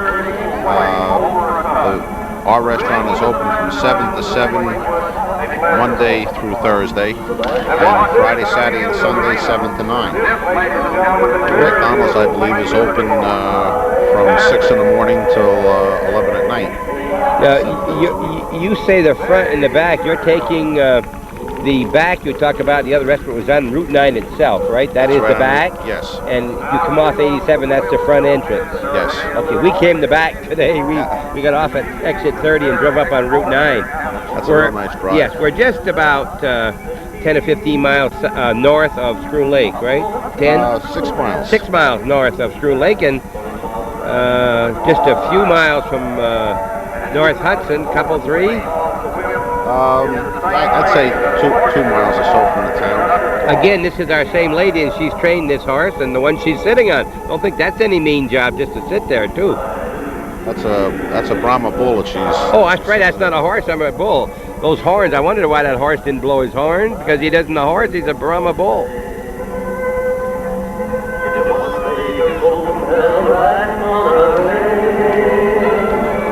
And watch this one. Standing on the back leg, walking right over to Jones.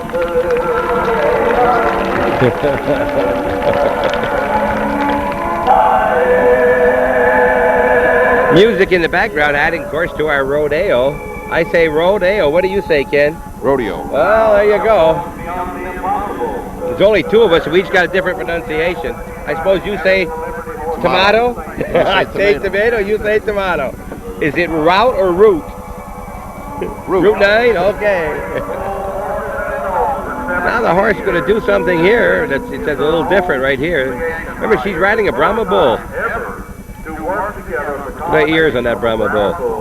The Brahma bull is 3 years old, and I believe Cassidy is 5. Say that again? The Brahma bull is 3 years old, and I believe Cassidy, the horse, is 5. Cassidy, yeah? Cassidy is the horse, and Joan raised this bull from a bull that was several weeks old to what you see here now. He's about 1,600 pounds, and next year or 2 he'll be almost a ton. Yeah. Look at those feet now, ladies and gentlemen. They're usually 3 feet apart on the bottom or so, and they're up there now within just touching each, the front and the back. This Brahma bull's going to get the other one up, and then the fourth. Look at now that is quite a thing right there. And they're just standing there. That's a very awkward position to be in.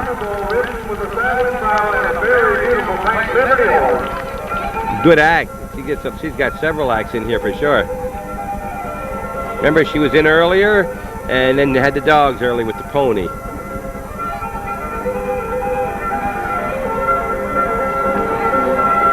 Oh, come on. The Brahma bull's going to go down on one knee, as well as the horse. That's very good.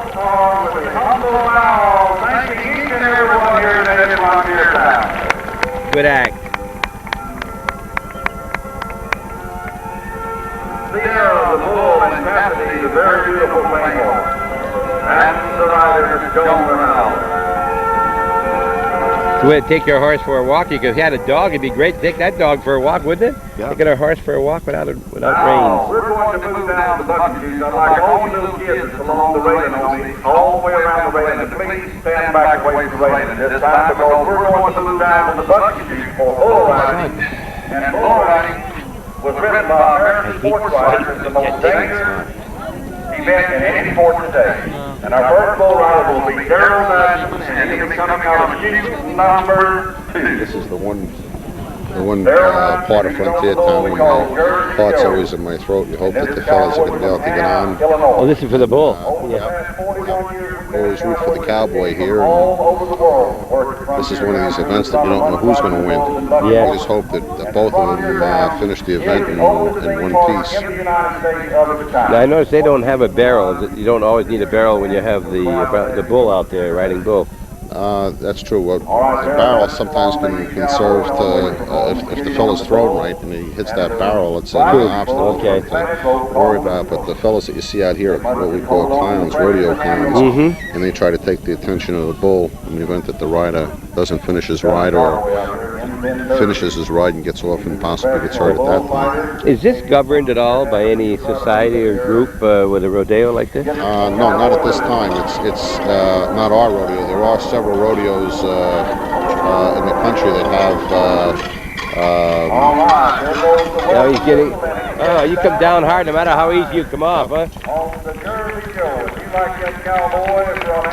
There's quite a few groups that have their own rules and regulations as to how the rodeo is supposed to go, and you can actually receive points towards becoming the Cowboy of the Year. Now he's a college student from someplace, right? Yes. He rides in the college team. I believe he's from the University of Arkansas. All right, next cowboy comes from Mansfield, Texas. And this next bull coming out, ladies and gentlemen, weighs upwards to 1,800 pounds. He is a very big brown bull, and keep your eyes on the sheep. He didn't last long on it, yeah. I guess he lost his hand grip, right? Lost his grip on his hand right away. Yep. All right. They're tough to ride, and it's always a surprise as to what's going to happen. What do you think about this big bull here in the arena now, folks? He is some. He is a biggie. This fellow right here is a professional bullfighter, the one with the pink hat on, and rodeo clown. He's worked in many rodeos.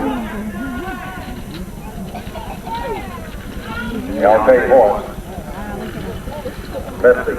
Watch him. He's going to walk right down here and see if he can't get a little action out of Dr. Hood. Gone down to see the marshal. I'll tell you what, folks. I wouldn't advise anybody else to ever try this next organization. Well, I think that Dr. Hood says that fellow out there with that pink hat on, he must see something wrong with him. Hey, what do you think about that, ladies and gentlemen? Bull riding for the day. Now they're going to put these bulls back here in the back. They've got them all locked away, and at this time, if there's any little kids here in the stands that would like to come over into the rodeo arena, we're going to have an event for the kids if you're from the ages of 8 to about 10 or 11 years old. If you'd like to come in, we're going to have our champion dollar grabber contest. Oh, contest. Where do you get in? Oh, here comes the calf. There's the calf. Now they're going to get in there too. This guy would be a half moving along there. That poor calf's got to be fearful of his life. He said, "There go my veal chops." There's a dollar on the. I guess there's a dollar on the calf. Hold up your hand. Which one got the dollar bill? Hold up your hand. Nobody got it yet. You have to hand it back if you hold up your hand. There it is.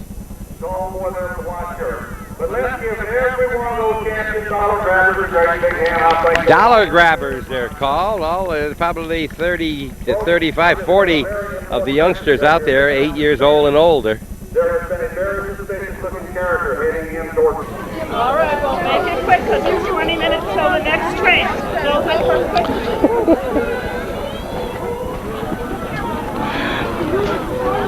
What you're looking at is a real Brahma bull rider right there, folks. Got a Frontier Town hat on, and that child is probably about less than 2 years old. And that's a real Brahma bull. That is not a stuffed Brahma. That's a real Brahma, and he now can say he rode a Brahma in 1991 on August the 8th at Frontier Town, just off Route 987. Rodeo is over. We're going into the community because we hear that that bad Speedy Gonzalez is coming into the community. Earlier, when we were down on Main Street, we talked to a man by the name of Charlie Jackson, and after we got off camera, someone said, "Did he tell you about his records?" And I said, "What records?" And they said, "He probably would be too modest, but I'm going to ask you. I understand you've been 35, 37 years with rodeos." Almost 40. Almost 40. What? Tell us about these records. What have you done here? We'd like to... Well, it'd be St. Tite, Canada, Quebec, about 19 78, I guess. I threw the fastest here ever been throwed there. That's the bull throw, and that's where you Right. jump off the horse onto the horns and flip them, right? Just a little over 3-1. 3.1 seconds. Yeah. Yeah. Takes you that long to get off a horse, nearly. Oh yeah. And that's probably the second largest rodeo in Canada. Terrific, yeah. It's up yeah. with the top 5, be 400,000 people there. How many? 400,000 in 10 days. That's It's all. not a county fair, is it? No, it's all Western, It's Yeah. right in town, everything's in town, When you talk about the second biggest, what would be the biggest? Calgary? Calgary. Stampede. And where is this community, Saint? Tell me the name of that community again. Or that. Oh, it's about 40 miles north of Three Rivers. Okay, well, right here in Quebec? Yeah, oh yeah. Oh, I didn't know they had rodeos up here in Quebec. Oh, They do, huh? All right. Flashy too. The whole town's with it, Every little town you see's got every little house in town's got something on their lawn, nice, So, were you married and get a family? You can't get married when you're running all around in every little community in the country. No. Pretty tough, huh? Not married. It's pretty tough. So your home is, where do you call home now? About 35, 40 miles west of Daytona Beach. All right. West of Daytona Beach, huh? I say Daytona, but everybody knows where that's at. Okay, so you're talking on a road out toward Ocala or something, right? Right. All Pretty right. close. That's horse country. You know where you're at. Oh, I know. I just know a little bit. I know that Ocala is there. You know where Barberville is? No. Georgetown? No, I really don't know. All I know is where Daytona, Orlando, and I know where Ocala is. Palaca. Okay. South of there. What's happening out here right now? What are they doing? This is a shootout. Oh, they're going to have a shootout. Whoa. Dalton brothers. They come in this way. You can They're going to be in here soon? They'll come in this way. Okay. Well, thank you much again, Charlie. Okay. From down south of the border. That bad man from down in Mexico. A little difference of opinion out here in the middle of the Speedy Gonzalez later on. main street. Kind of be on the lookout. That was our cavalry.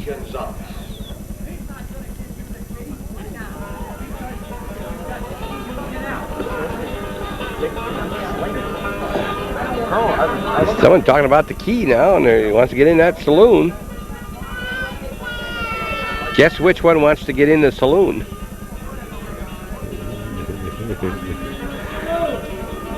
They're waiting for the arrival. The word is that the Dalton boys are on the way into the town, and maybe Speedy Gonzalez. And if we're lucky, maybe we'll be somewhere in the vicinity where they're supposedly are going to arrive. This is the sheriff out in front of us.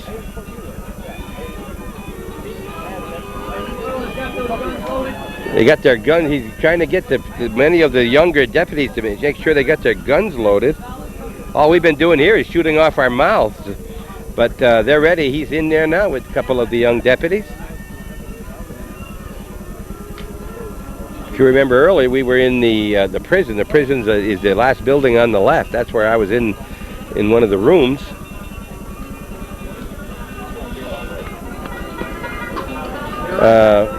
Probably pushing on 800 to 900 people now in Frontier Town. Absolutely gorgeous day. And we hope wherever you are this Thursday, August the 8th, that you're enjoying yourself as much as we are. Calvin and I. Calvin, the hombre, and Buffalo Bob here, as he calls me, and people are all lined up. Guy on our right. Now just go down there, put the bottle away, and don't be causing trouble. That's our teacher from Connecticut here that's doing the talking, telling this man to get rid of that bottle. He's a left-hander, you'll note.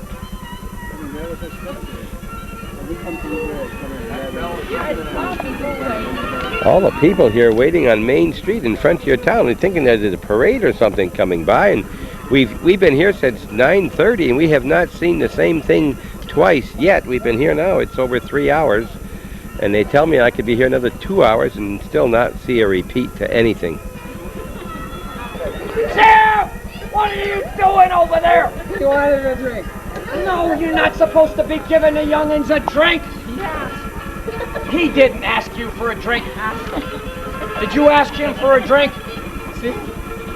Staring at my bottle. He's not staring at your bottle. He's looking at how strange you are. Now look, Zeb.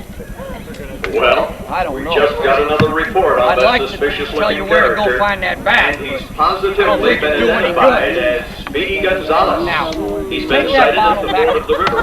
That's the short Hey, now, east you west weren't of supposed to be Frontier reaching Town, for and that that means bottle. he's riding this way. Now, take No that doubt bottle heading over right there. for the middle of town. So And you folks can be on the lookout now for Speedy Gonzalez, the fastest gun from south of the border.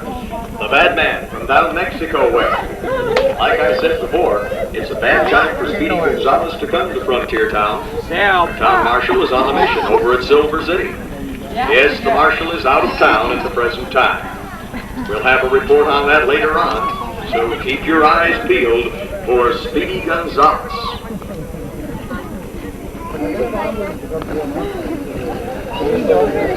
Zeb, I said you're not supposed to be drinking in the streets here.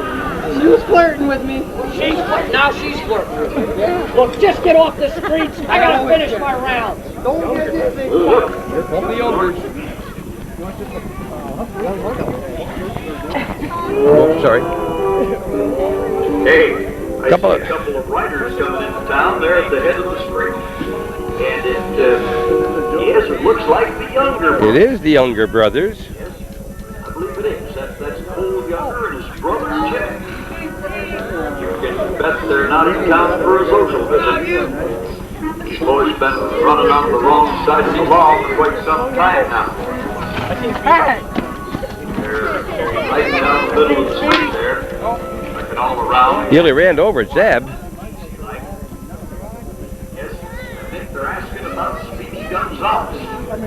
Is Speedy Gonzalez in town? We're looking for him.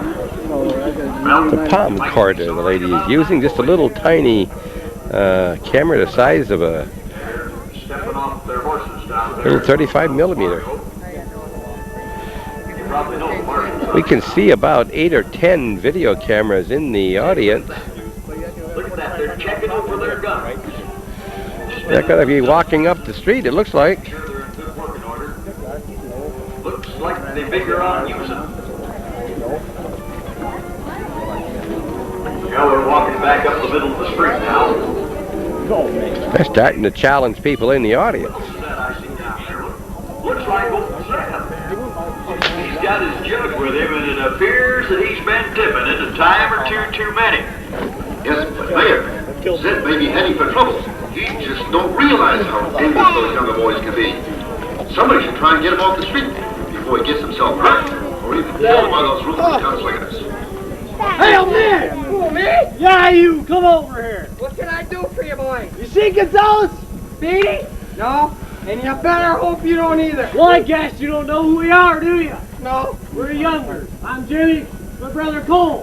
We're pretty fast. Use 6 guns, too. Not fast enough. Old Speedy, he'll chew you up and spit you out like last week chewing them. What do you know, you old son? Hey, that's my style. Give me that. Oh, I guess that's pretty nice. Hey! I guess.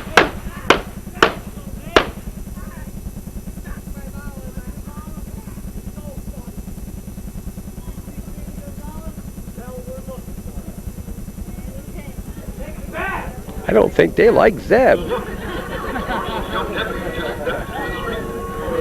try to make it into the law and order. I don't think he stands a chance against those fast guns of Jimmy Cole Younger. Going to have trouble shooting with those gloves.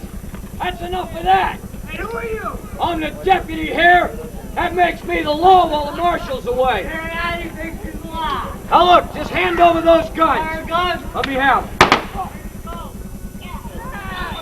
Well, they gave them to him, all right. He was my friend. Well, that's 2 they've gotten. They were friends, too. Bottle's still standing. Yeah, the bottle stood right up there. These people are hired in communities like this to carry away the bodies. It used to be a very busy profession. These are the 2 boys from Mineville that are in here to carry off these bodies. Oh, they're trying to get into the saloon. What's going on here, Ken? Oh, I don't know. It seems like we have another shooting here. Usually Yeah, when the just shot marshal, the deputy. when the marshal's around, he says he wants to shoot them all this year and just save 6 for pallbearers so that we can get them all buried this year. But he's out of town, isn't he? Well, I think once he hears what's going on here at Frontier Town, he'll be back. He's a real good marshal, and he keeps us pretty straight here all year. I don't think they'll get away with it. You have shootings like this every week?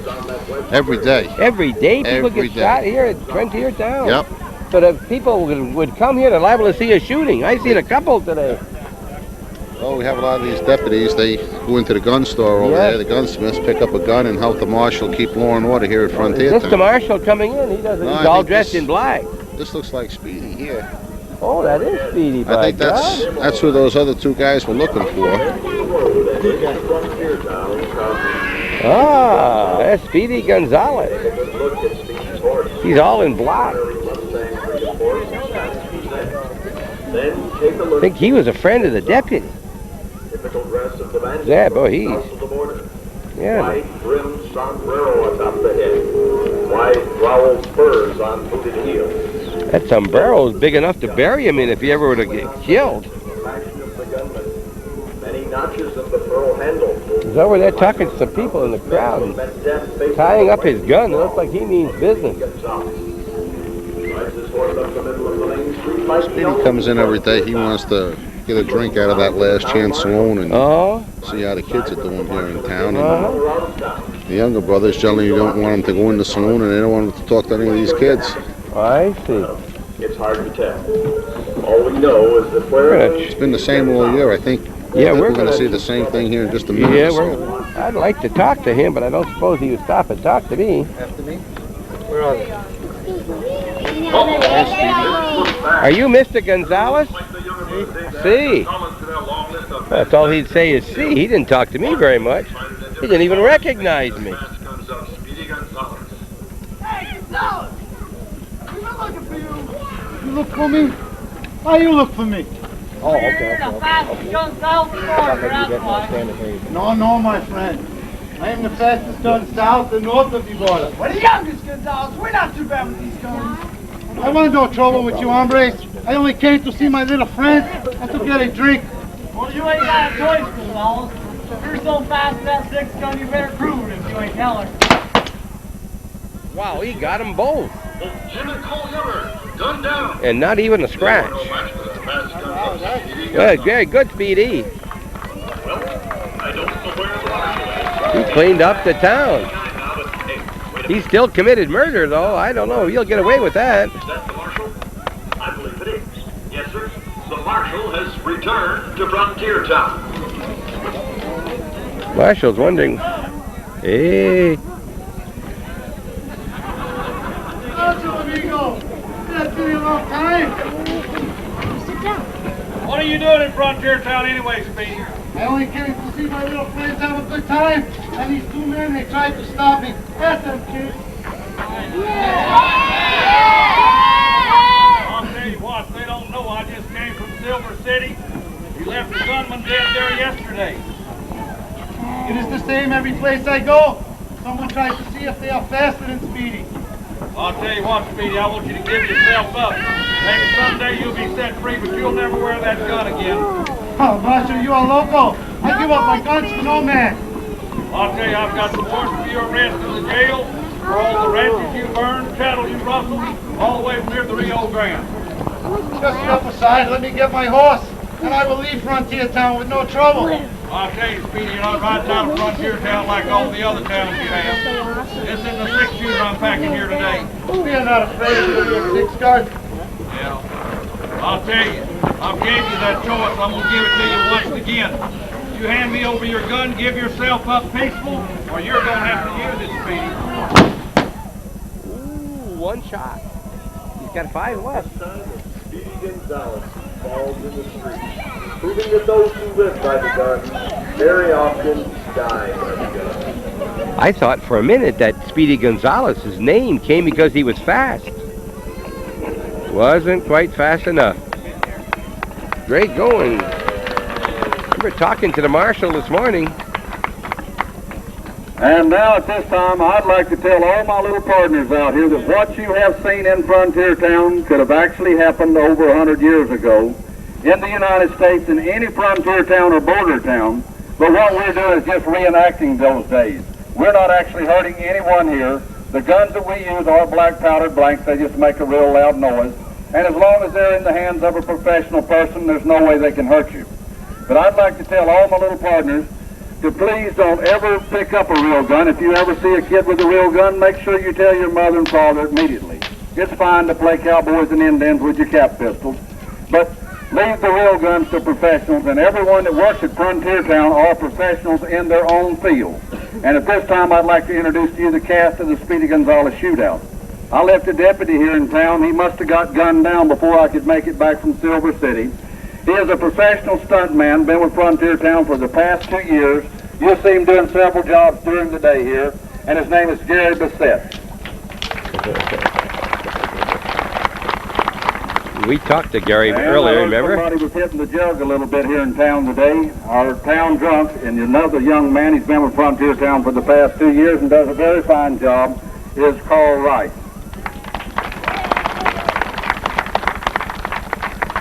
Another professional person here is a professional stuntman. He does roof falls and different kinds of acts, and his name is Shane Hobell. He's the older of the younger brothers. And the youngest of the younger brothers, he is our Pony Express rider also, and he's a trick rider, and his name's Cam Sprague.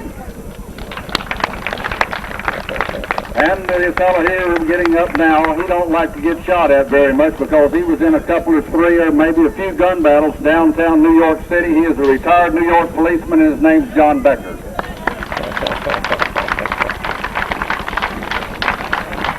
Myself, my name is J.W. Mullis. I was born in the heart of cattle country in the state of Florida, and I left there when I was 16 years old. I was a professional Brammer bull rider, bareback bronc rider, and steer wrestler all over the world. But I've been at Frontier Town for the past 9 years playing the marshal, and I hope to be here for another 20 if Speedy don't beat me to the draw. Thank you. Folks, at this time we're going to be here with the cast of the Speedy Gonzales shootouts for the next few minutes, and if you'd like to take pictures of your kids or yourself, please keep up with your children and form a line over on the railing and come around clockwise, because there's a many a day I stand here in Frontier Town watching people taking pictures, and I know when they get them developed, they're going to wonder, whose kids was that? Thank you all very much. I'm getting interviewed here. You got to get out of the way. Oh, okay. Okay, we've been seeing this gentleman here all around today. We're wondering what he was doing because he never had anything in his hand, and we've just been told by Ken that he's a very, very important man. What do you do? I play the music and the tapes that go along with the shows. You get a chance to pick your own music? Sort of. All right. What is your name? Dave Hampson. Hampson. Where are you from, Dave? I'm from Newcomb. Oh, you're right in your backyard here then, aren't you, huh? Yep. All right, so what do you do this from, and what's the music for? You mean you change all the music? You put that on there? Yes, I put that on there. There's tapes that go along with all the shows that have dialogue that go along with the people in the shows, and I just play the tapes, and that's about it. How can you be here and that be the right music? You got that set way ahead?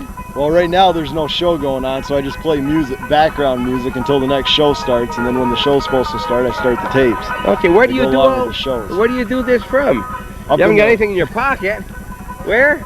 Can you point it out? Up there in the blockhouse on the top. That's of the blockhouse, the second building back, and that little Japanese type roof up there. Can you see out of there and tell what's going on? I can see down Prairie Junction, and I can see out there towards the Duncan Pond. Okay, have you got a title here? What's your title? Tower Man. Tower Man. Well, that's I'm at home. I'm known as Superman. You might have heard of me. Well, listen. Thank you very much, Dave. And do you change this much from day to day? Does it pretty well stay the same? Well, I play different tapes. The music that I play in between the shows changes all the time. It just so you're changing it between the next show takes place. You put a different tape on. Maybe, maybe not. It just depends on, if this tape runs out, then I'll put a new one on. It depends on Okay, and how long have you been here at Frontier Town? I've been here since he's been here, since the first another year. First, way back, huh? Who's he? Who's he? Ken. Mr. Delafrance, huh? Ken. No, Mr. Delafrance. Make him smile. Mr. Delafranche, right over there. Listen, he's been very good to us today. Mr. Delafranche, been very good to us today. And Ken, I hope you don't mind all this ribbing we've been doing to you here, because that's part of our show too. Well, I'll tell you, we have a real good crew here, and we try to stay on a first name basis. And fellows like Dave and the boys that you met before, and Marshall have all come together. And obviously, one person can't run Frontier Town. It's a real good crew that you need to keep things rolling. And I think these fellows are exceptional. I don't think they're just good. I think they're really excellent with what we've given them to work with, and they've improved on a lot of the things over the last 3 years. And Dave has had his job for 3 years. We're going to lose him, I think, next year. He graduates from college. Oh, yeah? And he'll be going on to bigger and better things. What college, Dave? Utica College of Syracuse University. Yes, and what are you going to be when you get out of there? What are you going to do? I'm studying computer science right now, and I'm not exactly sure what I'm going to do with it, but I'd like to go into training for a big company or something like that. I'm not sure. Well, good luck to you. Thank you. Yeah, I wanted to ask you, too, what happens if Gary gets sick for a day? Gary Bissett. I've seen him in every act so far. What happens to him? Well, what do you do? There are days, as we mentioned before, everyone here does several jobs, so we've cross-trained quite a few of the folks here. As a matter of fact, if you were here last week, you would have seen Dave out there as the deputy, and he would have been shot down in the street. So Dave is one fellow that we can always rely on. He knows every line in Frontier Town, and he does a real good job of it. He fills in once in a while as judge and deputy, and I know there's some other things too, right, Dave? Drill sergeant. Drill sergeant. Oh, yeah, you got to take Gary's place. Yeah, can you yell and get those people real? Yeah? You good at yelling? Sort of. All right.